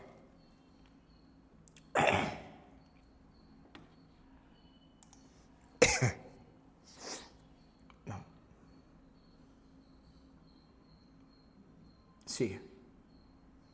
Now we have completed risk return of individual securities, correct? Now we have computed how to compute risk and return of, see, return also we computed, risk also we computed, risk of individual securities, correct? Risk of individual securities using ex-post data and ex-ante data, both we computed, correct? Now we will move to the portfolio risk and return computation. See how to compute risk and return of portfolio of securities. See how individual securities have risk and return, like that portfolio will also have risk and return. Are you all understanding? What is portfolio? I told you portfolio is nothing but a group of assets or group of securities. Here assets, na, financial assets, it might be equity shares or it might be bonds or golds or anything it might be, correct? Up a group of securities. The group of securities which you call by portfolio will have separate return and risk aspect, correct? Now we will see how to compute the portfolio, overall portfolio's return and risk. Shall we proceed? See, take question number 3 for discussion. Through the question we will understand various things, and the question we will not be able to fully solve, but we will initially start with return computation. See here. Take question number 3. Mr. X is holding two securities, X and Y, in his portfolio. With the details given below, calculate the portfolio risk and return. Security X and Y, proportion 0.6, 0.4. SD line, what is SD? Standard deviation. Okay. SD is measure of risk, standard deviation. SD. Then there is return. Return percentage 20%, 25%. Right? See here. For finding portfolio risk and return, okay, the securities individual return and risk alone is not important. The proportion is also important. Are you understanding why this is new tab na? Proportion is given na? Why they have given proportion na? Are you understanding?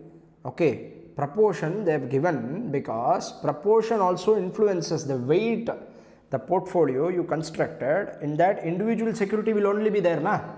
What is portfolio? Group of securities, correct? Group of securities will not be always same na? Sometimes you might invest 20% of your money in one share, sometimes you might invest 50% of the money in another share, some remaining amount you can invest in 5%. Like this also portfolio can be constructed na? So portfolio can be constructed by given weight or by giving weight or proportion to these individual securities. Understanding?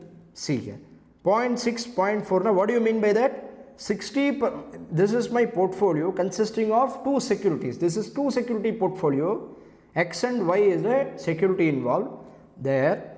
X weight is how much? 60%, which means if I have 5 lakh rupees na, 60% of the money, 3 lakh rupees I have put into security X, and 40% of the money, which means the remaining portion of the 3 lakhs na, total 5 lakhs, okay, 5 lakhs na, remaining portion of the 2 lakhs is put into security Y. Like this, I have created a portfolio by assigning some weight or by giving some weight to individual securities, correct?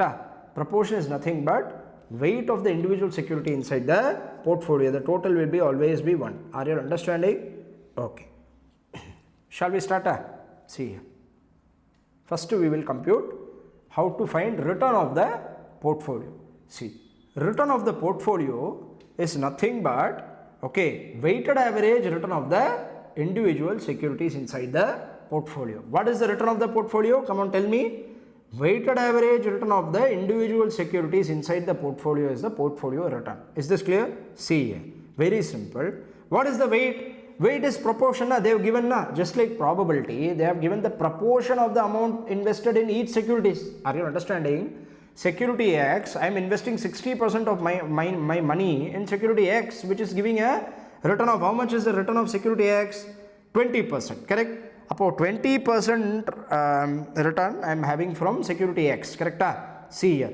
So how to compute weighted average return of the security? So weighted average return of the portfolio is nothing but weighted average return of the individual securities inside the portfolio. Is this clear? See how to compute it. Security X and Y. What is the proportion? You tell me.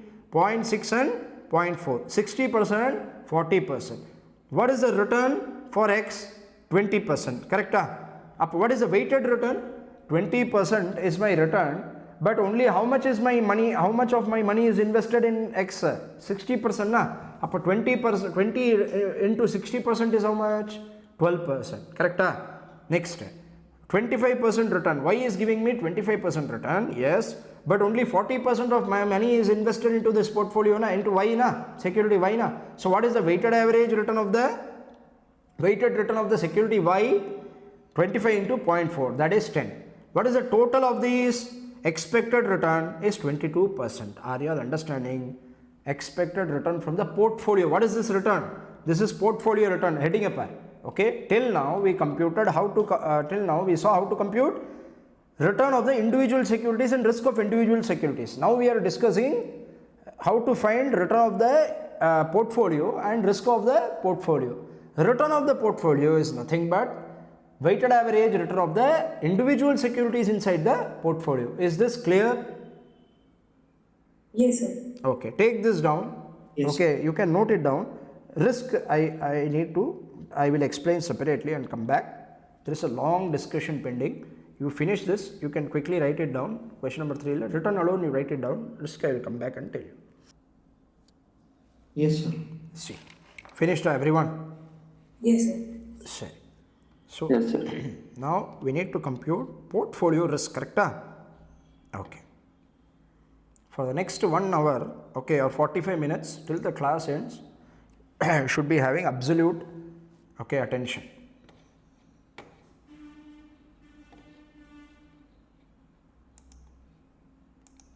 See here. Help me with the data. What is the given? Risk, okay. Standard deviation is given, na? 10 and 60. Standard deviation is given as 10 and 60. Risk of the portfolio. Risk of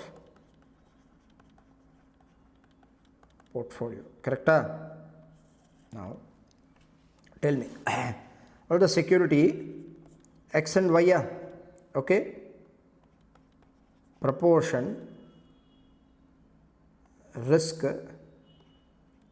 weighted risk. Understanding? What is the proportion? 0.6, 0.4. What is the risk of each one? 10 and 16. What they have given? What is the risk of the individual securities? 10 and 60. 10 and 60. See, in the first segment, we needed to compute risk of individual securities. That's why we needed all these formulas. Remember, are you understanding? Now we have given the number straight away. How would have they computed this risk? 10% risk they have given, na? 10 and 16. They would have computed either using ex post or ex ante. Ex post, now what will be the formula? Square root of summation of x minus x bar the whole square divided by n. Remember? Yes, sir. If they compute the risk by ex ante method, na?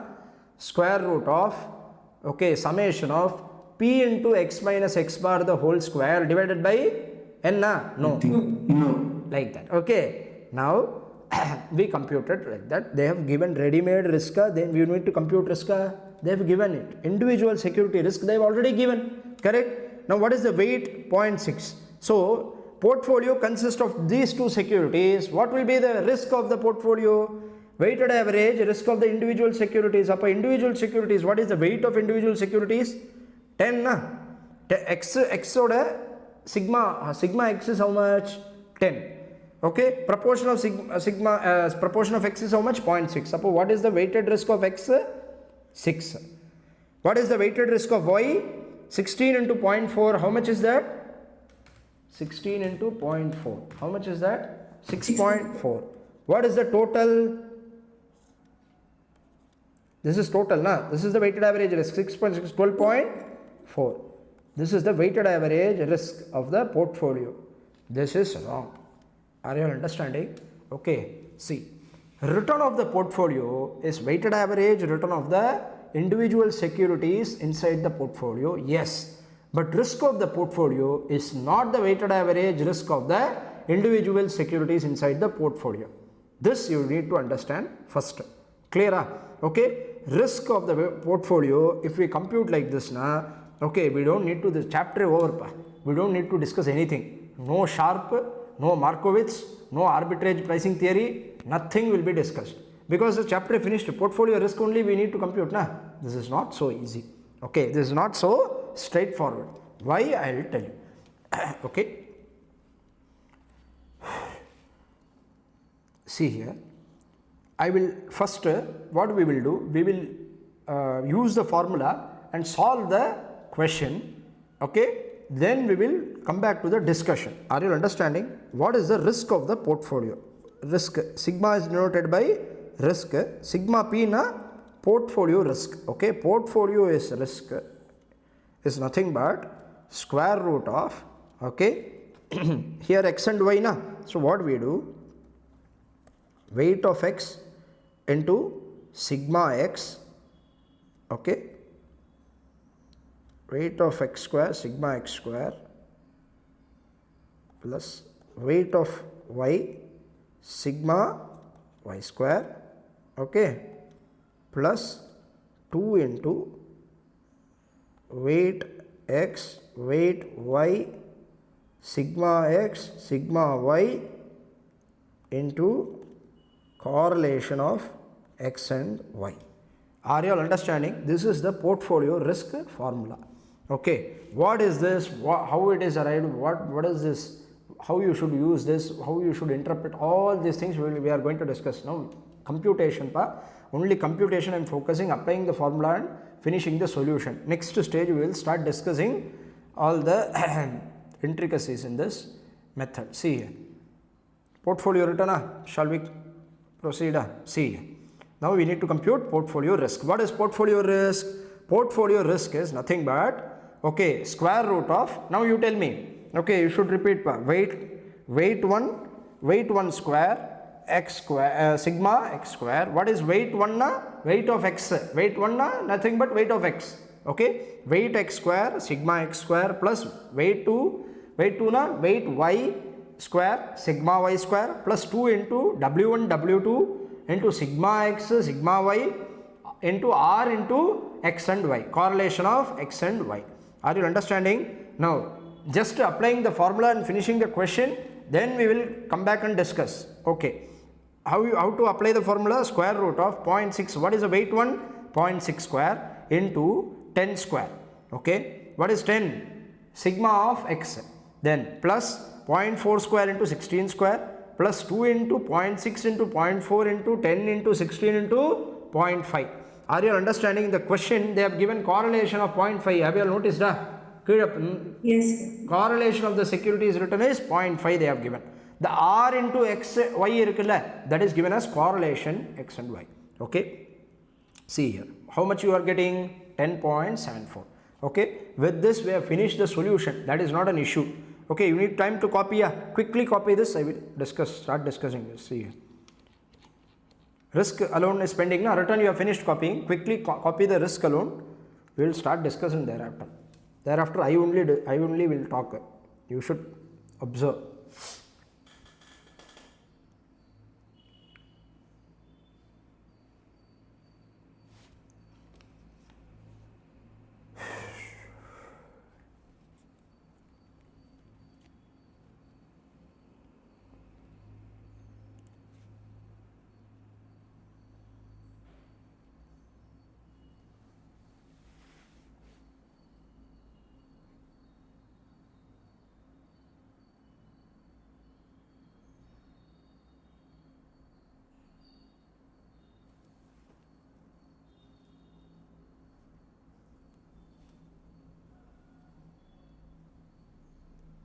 A very interesting chapter.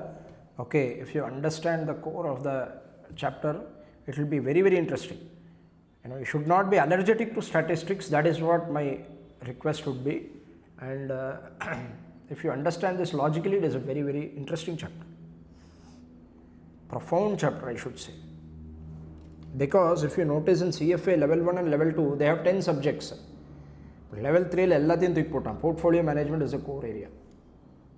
This is the topic.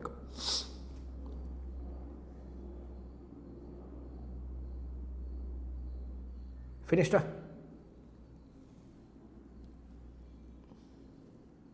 Quickly finish, because I have discussion to make. Otherwise, I need at least 45 minutes of time.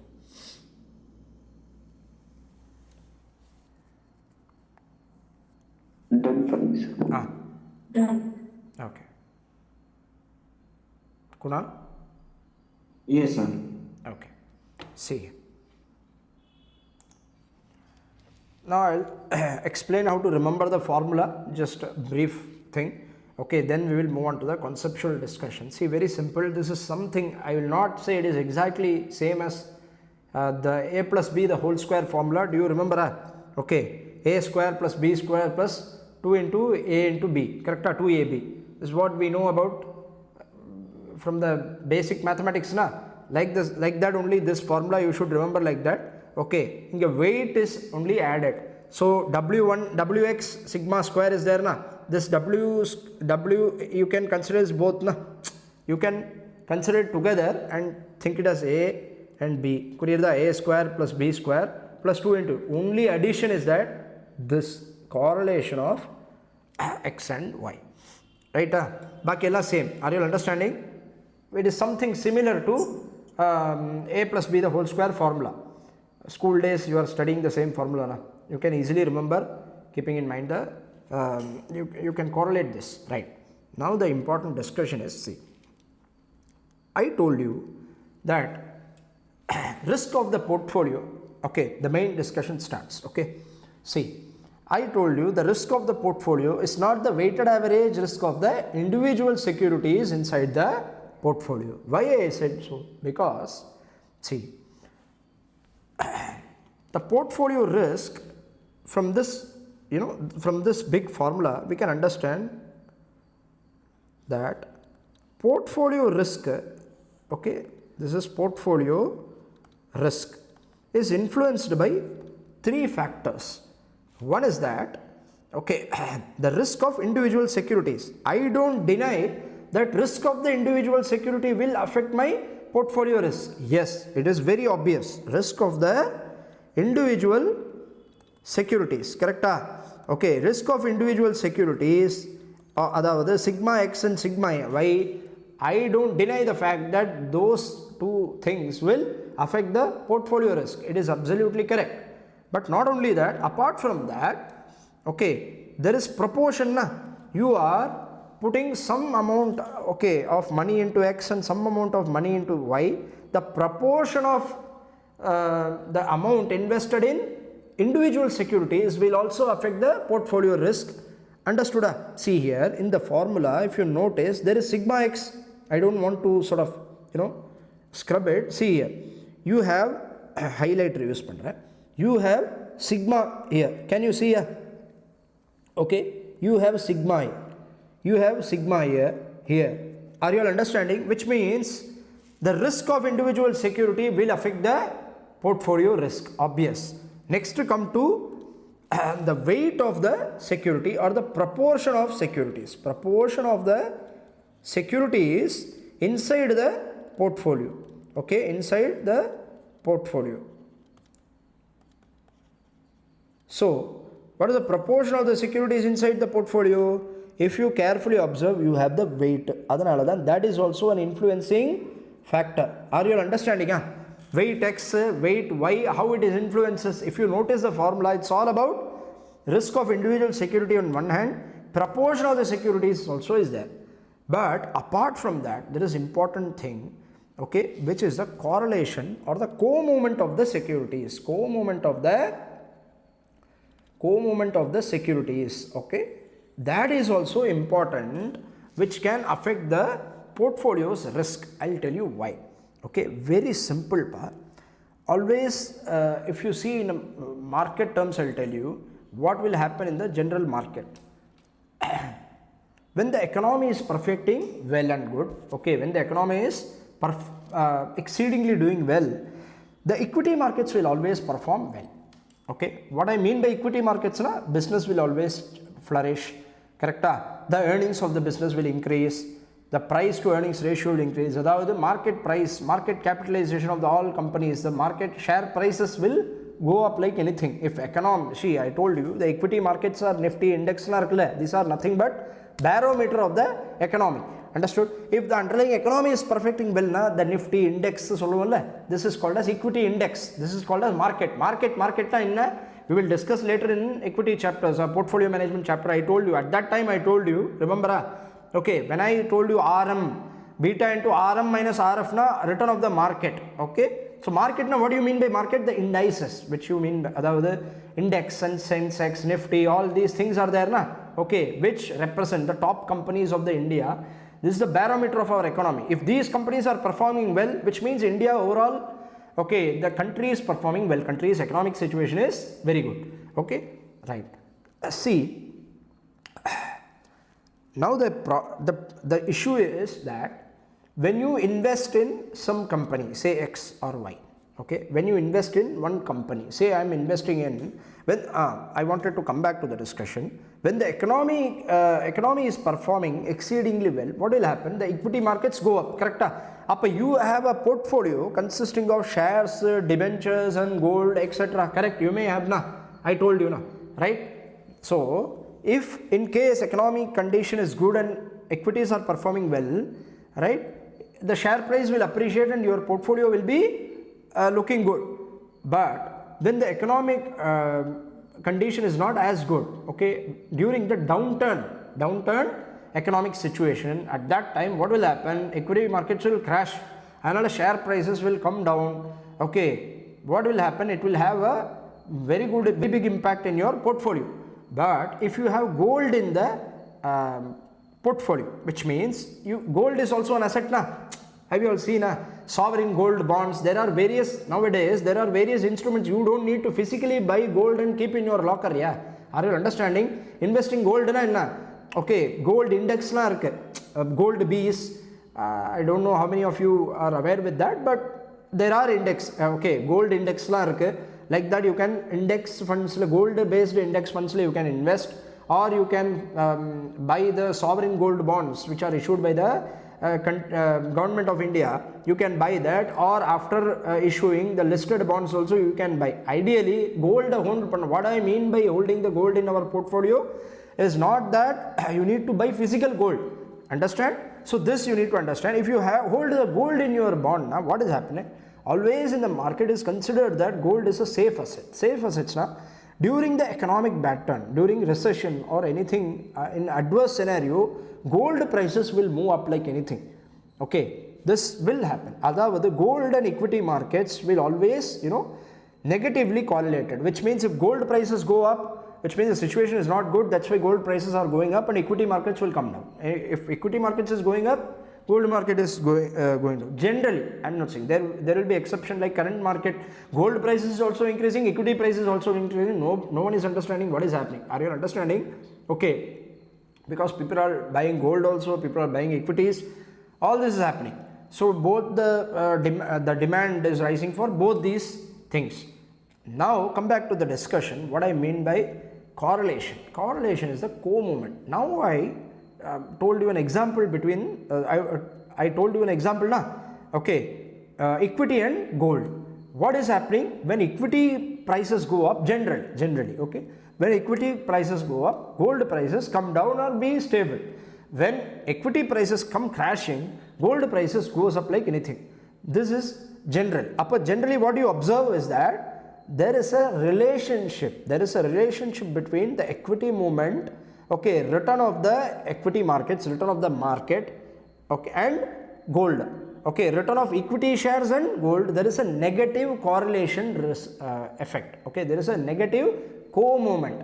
One goes up, other goes down, inversely related. Are you understanding? This is called as co-movement. Okay, so tell me, portfolio risk will be affected by how many factors? This is what is captured. See here, this is what is captured by R into X into XY.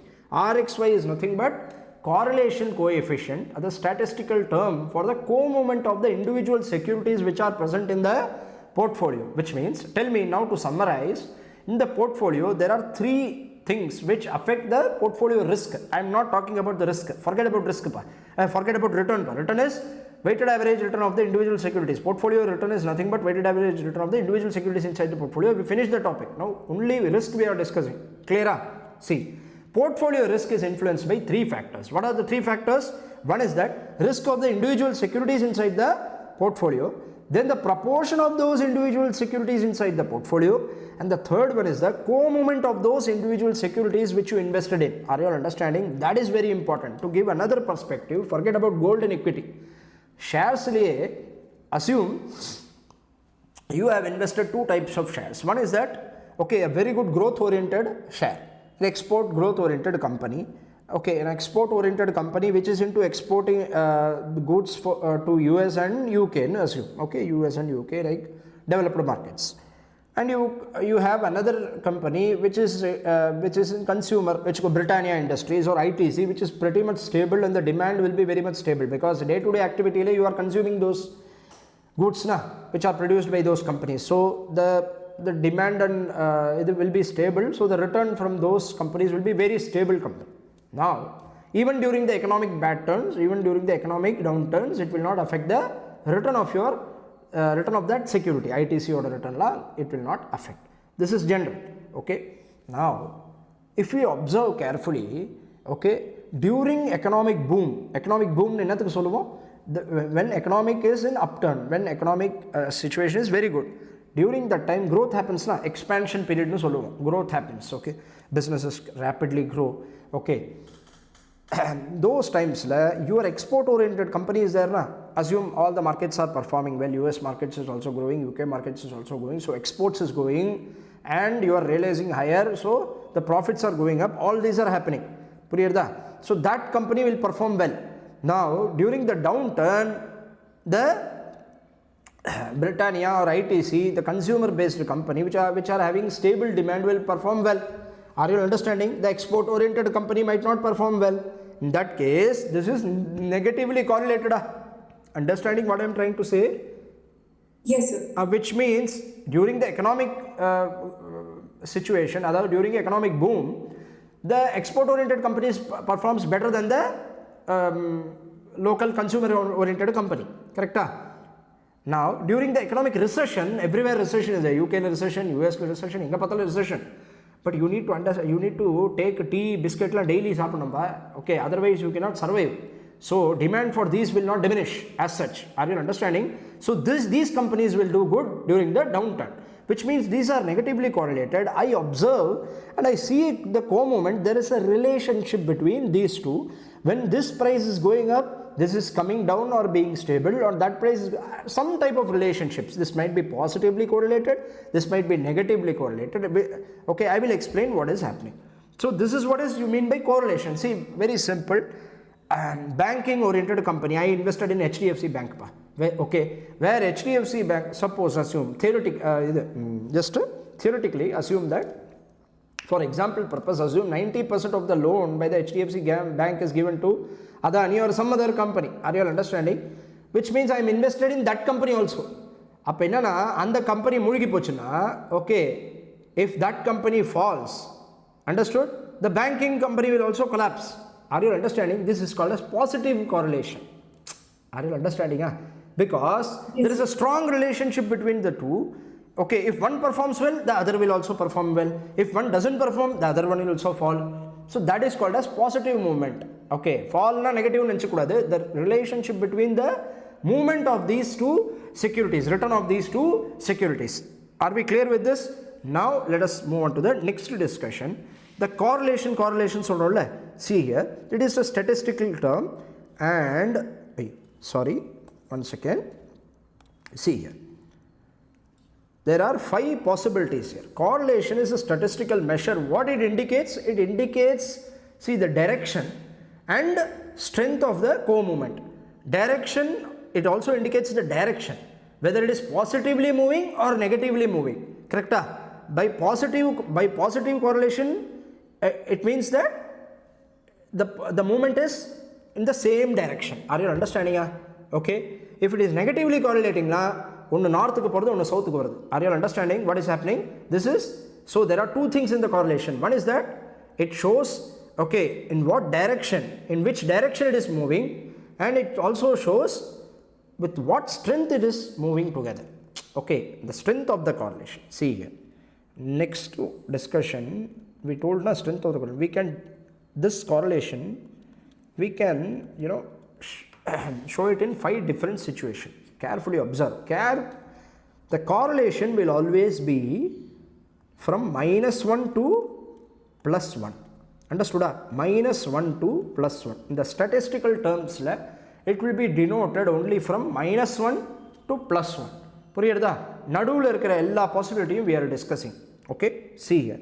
If it is, assume -1, then what are the, see, what I will do, -1 is first branch, then I segregate into -1 to 0.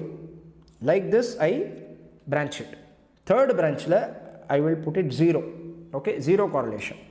Fourth branch 0 to 1. Okay, it is either 2 no vechikkanappa, 2 don't get confused. Okay, 0 to 1, and this is 1 or positive 1. Are you understanding? This is 1. Okay, I can split the correlation into 5 situations. Okay, the correlation is exactly 1. I call it as perfectly negative. What I call? Perfectly negative. Perfectly negatively correlated. Okay, 1 to 0 na negative correlation, but not perfect. Are you understanding? Negative correlation, but not perfect. 0 na I will tell no correlation at all. Okay, there is no correlation.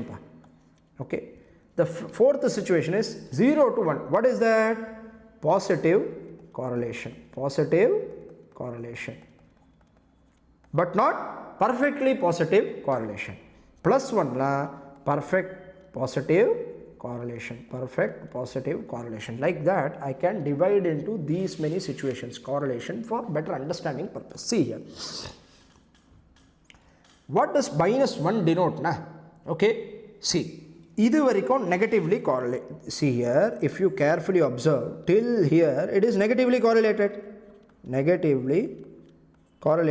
Are you understanding? From 0 to 1, it is called as positive correlation. Correct? Now, the negative correlation denotes the direction. I told you now there are two things. One is the direction, other is the strength. So, the number near -1 இருக்குல்ல, the more the number is near to -1, it is showing that it is having more strength. Assume if I am -9, புரியுதா? Okay, and I have -0.6, and I have a correlation of +0.5. Okay, these 3 numbers I am having, assuming. Okay, tell me which is having a strong co-movement. Strength of the movement is higher in which case? 0.9. Inga 0.9, if you plot the data, it will come to near here. Correct? 0.6 will come to somewhere around here. Correct? Somewhere around here, assume. Okay, this is 0.5 na, 6.6 inga varum. Plus 0.5 na, it will be somewhere here. Correct? This is exact point. Are you all understanding? Which means, see, -0.9 na, 2 things you need to understand. One is the direction. It is inversely related, which means negatively correlated, and it is heavily correlated, which means the strength of the co-movement is very high.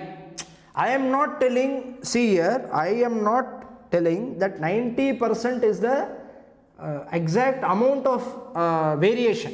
The variation will be calculated by a method called as regression later.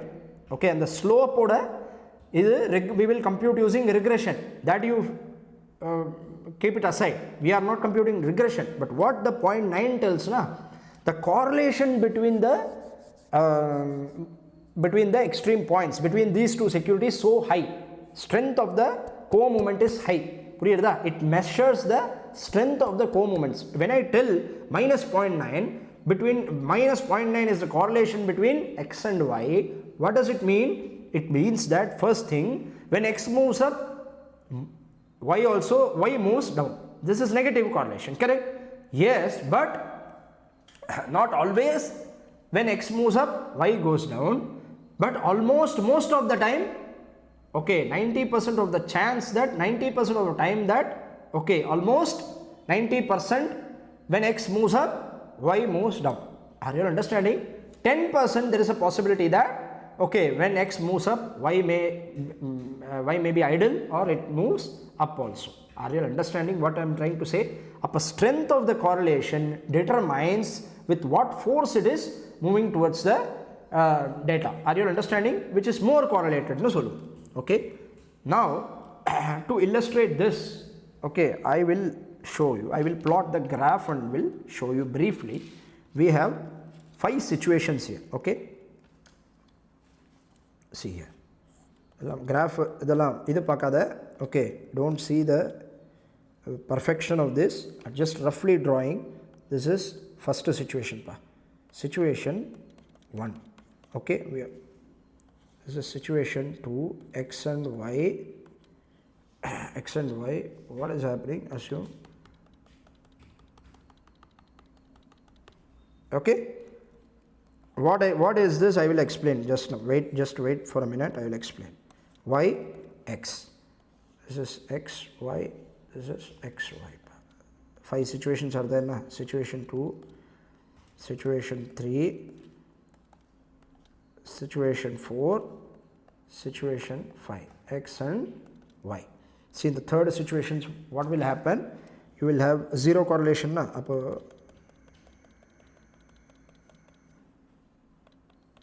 Okay, then y is there. See, this is simple. Y is there now. What you will do? This is the situation. See, I will explain you what is happening. X axis, y axis, you know na. See, these are nothing but different plots. Okay, different years movement. Okay, year 1, this was the how to arrive at this. See, I'll tell you. First, you take first situation, perfectly negatively correlated, which means when x is moving up, are you all seeing the x axis? See, when x axis is going towards this, okay, y comes falling. Clear? And there is no situation where y goes up when x is going up. So this is perfectly negative. Situation 1 in a perfectly negative correlation. Is this clear? First, very simple chart na. Are you all here? Yes, sir. Alive? Yes, sir. Are you all alive, everyone? See here, you should be vibrant. Next, here carefully observe the second, okay, last situation, which is perfectly positive. Very simple. Yeah? Whenever the share price x goes up, x is what? Return of the security x. Okay, what is x? X axis na return of security x. Are you understanding? Y na return of security y. When return of security x goes up, okay, y also going up. Are you all seeing? The height is moving up na. Okay, see here. So this is perfectly positive correlation happening. Understood? When the correlation is between -1 and 0, what is happening? Whenever x is moving up, yes, the y also generally comes down. Y generally comes down. Because it is coming down na. See, if you see the observation, generally the line is like this. There will be variations, but generally coming down na. Are you understanding? More the plots are near to the slope. Are you understanding? The Yes. slope resembles the first one. Negative na, there will be no other this dots. There will be no situation wherein x moves up and y also moves up. y always comes down. அதனால கிட்ட வர எல்லாம் கிட்ட வந்துருது பாரு. This is near, when you near the, okay, when it is moving so high, it will come closer to it because it is moving in opposite direction. Na? Are you understanding? It is increasing, it is decreasing. Here also the trend is generally decreasing trend da. Okay, the trend is decreasing only generally. Okay, but it is sometimes there is abnormal situation also. It is moving up. Sometimes when x is moving up, y is also moving up. Generally y is coming down when x is moving up. புரியுதா? Y is coming down, general observation. In the third case la idu paru zero correlation. Correlation no correlation at all, which means sometimes x is moving up, sometimes y is moving down, sometimes when x is down y is moving up, sometimes both are same. Okay, adu circle மாதிரி இருக்குல்ல, you cannot conclude. புரியுதா? Okay, you cannot conclude, you cannot arrive at any conclusion, which means you cannot determine the strength itself. There is no relationship we can arrive at. That is third situation when correlation is zero. Next we come to fourth situation, okay, wherein correlation is positive but not perfectly positive. When we observe, when we increase the return of the x, when the return of the x is increased, the return of y is also increasing but not perfectly increasing. புரியுதா? The basic inge paru, the majority of this forming in the mari line la irukku. Puriyudha? What I am trying to say, the mean is this. Okay, the majority of the plots are like this. It is going up, but sometimes it is coming down also, na? Okay, like this you should understand positive correlation. Then there is perfect positive correlation, where if return of the x is moving up, the return of y is also moving up. Okay, both are moving up. This can be understood as a simple example, household example pa, husband and wife is there. Okay, perfect negative correlation na, when husband says something na, wife says, always says no, I will not do that, I will do, you do that na, I will not do that, you don't do that na, she will do that. This is the situation of perfect negative correlation. When wife says so, husband says no, I will not do that. Okay, when wife says to don't do that na, husband will do that. This is an example of perfect negative correlation. Come to -1 to 0, negative correlation but not perfect correlation. Apna enna na, okay, when wife says to do something na, husband most probably does not do that. Okay, don't do that, but sometimes he agrees to her. Puriyudha? This is negative correlation but not perfectly correlation. Most of the time doesn't agree that, but sometimes he agrees. This is negative correlation. Next, zero correlation pa. Okay, we cannot, husband and wife illa. Okay, there is no relationship between them. Okay, this is zero correlation, no correlation at all. Come to situation 4, where positive correlation but not perfectly correlation. Okay, mostly he agrees to whatever she says or she agrees to whatever he says. Okay, but sometimes they disagree on some issues. This is positive correlation but not perfectly correlation, which comes to 0 to 1. Okay, why I am illustrating what kind of mistakes you may commit in the examination, I will tell you later. Okay, why I am illustrating all this, you will think. Okay, you have to understand correlation perfectly. -1 and 1 nariya relationship. That's why I am trying to put some extra efforts on laying the foundation. Are you understanding? See, come to last situation, positive correlation, perfect positive correlation. Whatever wife says, so husband does it. Yes, yes. Okay, and this is the perfect positive correlation situation. Are you understanding this? Shall I proceed? Next stage of discussion. See, one more discussion. Two more discussion I want to have. See, now we have all these data and I told you this. Okay, now this is a separate discussion. Now I told you that the correlation will be from, what conclusion we got from all these discussion? Correlation will be from -1 to +1. The data will be in between -1 to +1. Correct or not? Are you understanding? Yes, sir. Now what I want to tell you is one more thing here. Okay, negative, see here, why are we discussing correlation? First you need to understand correlation we are discussing because individual securities risk will be there na. Okay, assume a security has 30% risk, another security has 30% risk, okay, and same 30% risk, both the security are having same risk, correct? In this question it is not the situation, but assume situation where risk of these securities are same, but correlation is the securities are negatively correlated, okay. In that case what is happening na, okay, the portfolio risk will not be 30, I told you, okay, it will be lesser than 30. Portfolio risk will always reduce because of the correlation effect. Are you understanding? See, only in the situation where my correlation is perfectly positive, apna na +1, okay, only when my correlation is perfectly 1, I cannot reduce the risk of the portfolio by diversification. Are you understanding? Diversification reduces risk. Have you all heard this line? Okay. Yes. This is a big discussion. Okay, big investors like Warren Buffett don't agree to that. They often call it as diversification. Okay, they will make fun of it.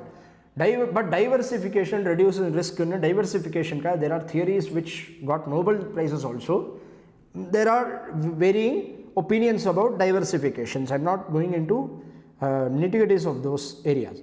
What I am trying to say is, generally take diversification will reduce risk, okay, as per this theory. Now, diversification will reduce risk only when my correlation is +1.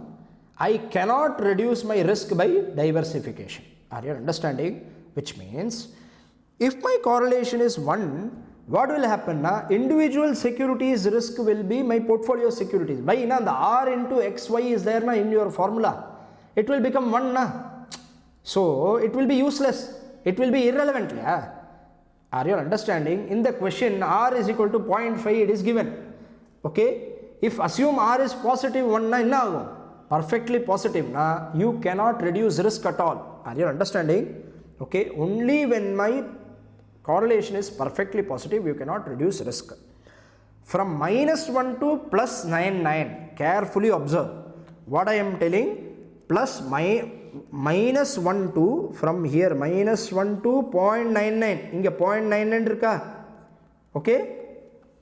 Are you understanding? Just before 1 till that moment I can reduce risk by diversification. Are you understanding? Why I am telling you? Okay, people will get confused very easily. I am telling you where people will commit mistake. Positive na, till now you discuss na, you have to tell me frankly. You also would have misunderstood. Can you tell me? See, you would have thought positive correlation na risk will not be reduced. Negative correlation na risk will be reduced. That is how you were thinking till now na, correct? Yes, sir. That's the general understanding na. Apdidan thonu. Correct? Are you understanding? Negatively correlated na, one Yes, moves sir. up, other comes down, so overall my risk is reduced. This is so negatively correlated is the beneficial. Negative correlation is only beneficial for me. This is how you will think na.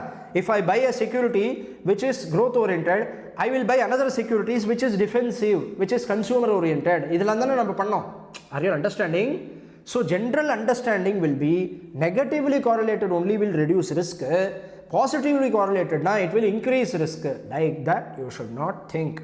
From now on you should understand that only when your correlation is +1 or perfect positive correlation, you cannot reduce the risk by diversification. Anything below that, okay, it might be 0.5, 0.6, 0.7, 0.8, 0.99 anything below 0.1, okay, anything below the perfect correlation, okay, in all the scenarios you can reduce the risk by diversification. Diversification na, adding more securities to your portfolio. Are you understanding what you mean by diversification? Adding more securities to your portfolio. See here, I will tell you example for that also, you will never forget. See, I am having 2 horses. There are 2 horses. I will tell you. Entire discussion I will summarize with this. Okay, correlation discussion I will summarize with this example. We have 2 horses. Assume we have 2 horses. Horses na, Okay, you know that? Okay. Assume they are of Yes, sir. equal strength. Assume they are of equal strength. Okay. Carefully observe what I am saying. The two horses which you have having equal strength. You tie those horses to opposite side of the cart. A cart is there. Okay. What do you say? Horse cart will be there. Na? Have you all seen? Long back ago, we used to ride in horse cart. Na? The cart, one side you horse, first horse, this side, opposite side you tie up both the horses. They will start pulling them. Okay. Will the cart move or not? Will not move. This is the example of perfect negative correlation. Are you all understanding? Why negative? Because they are on opposite side. It is negative because they are opposite side. Okay, it is perfect negative because they are of equal strength. Are you understanding? First example, clear? Next, negative but not perfectly negative. In that case, what will happening? Opposite side of the cart. Okay, you will put the horses. But point is, the two horses which you are tying are not of equal strength. One horse is little lean. Other horses, okay, having very good stamina, very good power. In that case, what will happen? If you tie up in the opposite side, okay, the risk is speed. Okay, very simple. The risk is speed. Okay, overall speed of the cart will be the risk measure. Okay, the first case, what happened? Two horses, same strength. You tie it on the opposite side. What happened? Okay, the cart move or did not move? Did not move, na? Suppose if speed is risk, if there is no movement, na, zero risk. Are you all understanding? Okay.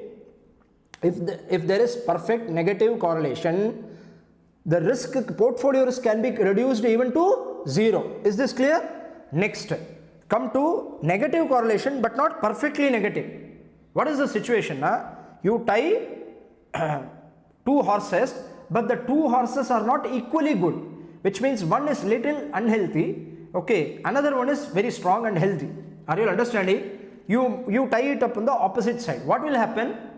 The cart will slowly move towards the horse which is having a higher strength. Correct? It will not move as fast. See, the fast moving is the risk. Risk will be reduced. Yes, obviously risk will be reduced. Understood? One horse is having 80% strength, another is having 100% strength. Okay. It will not stop at the same time. The cart will not stop in the same place. It will start moving, but slowly it will start moving. Only slowly it will move towards the opposite direction. Correct? Okay. Come to positive correlation. Positive correlation.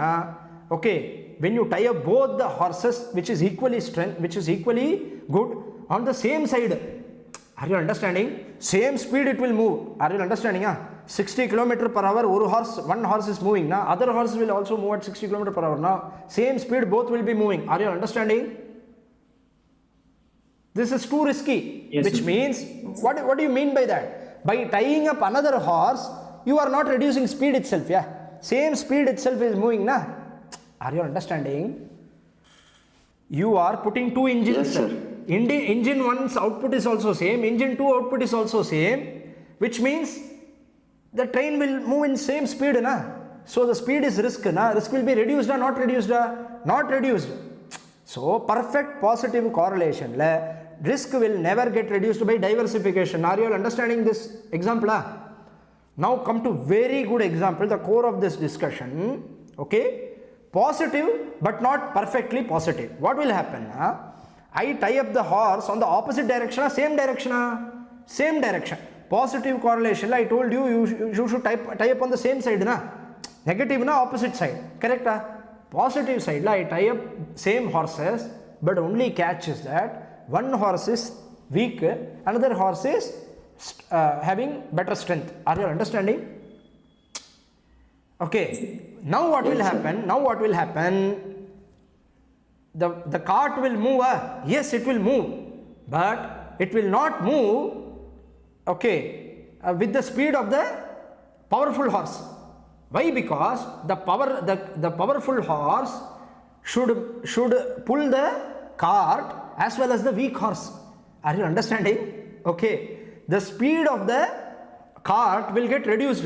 Earlier 60 km per hour. Now, because of the weaker horse, the speed of the overall cart will get reduced from 60 to say 55 or 50. Are you all understanding what I am trying to say? Okay. Is this Yes, clear? sir. I don't know how to make you understand. Yes. After this example, I don't know how to make you understand. Is this clear? Okay. This is to make you understand that positive correlation, you should not think that positive correlation will not reduce risk. Okay. In this case, if both the horses are tied on the same side only, but because of the lesser co-movement, because of the difference in the strength of them, okay, it will not move in the speed of the a powerful horse. Are you all understanding? Which means diversification will still reduce the risk. Till +1, the diversification will be useful and will reduce the overall risk of the portfolio. With this, are you all understanding this discussion? Two more discussion needs to be made, but till now, are you all understanding full clarity? Okay. Yes, sir. I will send you a PDF with notes. Okay. Where we discussed all these, I will tell you. We will continue tomorrow's discussion. Same discussion we will continue tomorrow. But I will tell you where I have put it here. See here. I have put it all the discussion which I made. Okay. Here. Can you see this? Risk return profile. Okay. Calculation of security, individual security return, how to calculate. And question 1, 2 and all, leave it. Okay, see here, under post ante, ex post return, ex ante return, see here, understanding the return of the portfolio. Here, risk of the portfolio. Here we have given return and risk of the portfolio. See here, return of portfolio is simply the weighted average return of the individual securities of the portfolio, where the weights are the proportion of the investments in each securities. Risk of the portfolio is not the weighted average return of the securities, it is calculated using this formula. From the formula we can understand that, okay, there are two things which impact the risk of the security. Risk of the individual securities, proportion of it, and co-movement. Okay, correlation is a statistical measure which direction and co-movement. Correlation, we all discussed this scenario and I gave you all this, correct? When correlation is perfectly positive, the points automatically fit into the straight line sloping upwards, and when the correlation is imperfect, the points are scattered. More scattered points, weaker the correlation. Okay, diagram I have showed you, you can copy it here. Diversification reduces risk because our return does not depend on the performance of one security.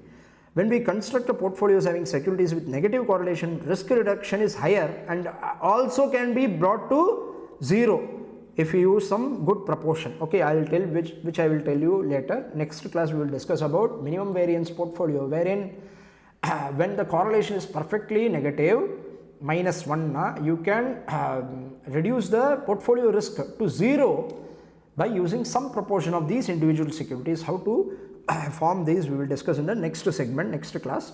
Okay, maximum risk reduction occurs when correlation effect is perfectly negative. I told you it is 0. Okay, when correlation is perfect positive, no risk reduction arises due to diversification. Okay, point number 14. From point number 14 we need to discuss, which will take more time. Okay, 20 minutes of time I have to discuss, so I am not dragging the class now, which I will discuss in tomorrow's class. I will summarize the previous discussions and continue the next session.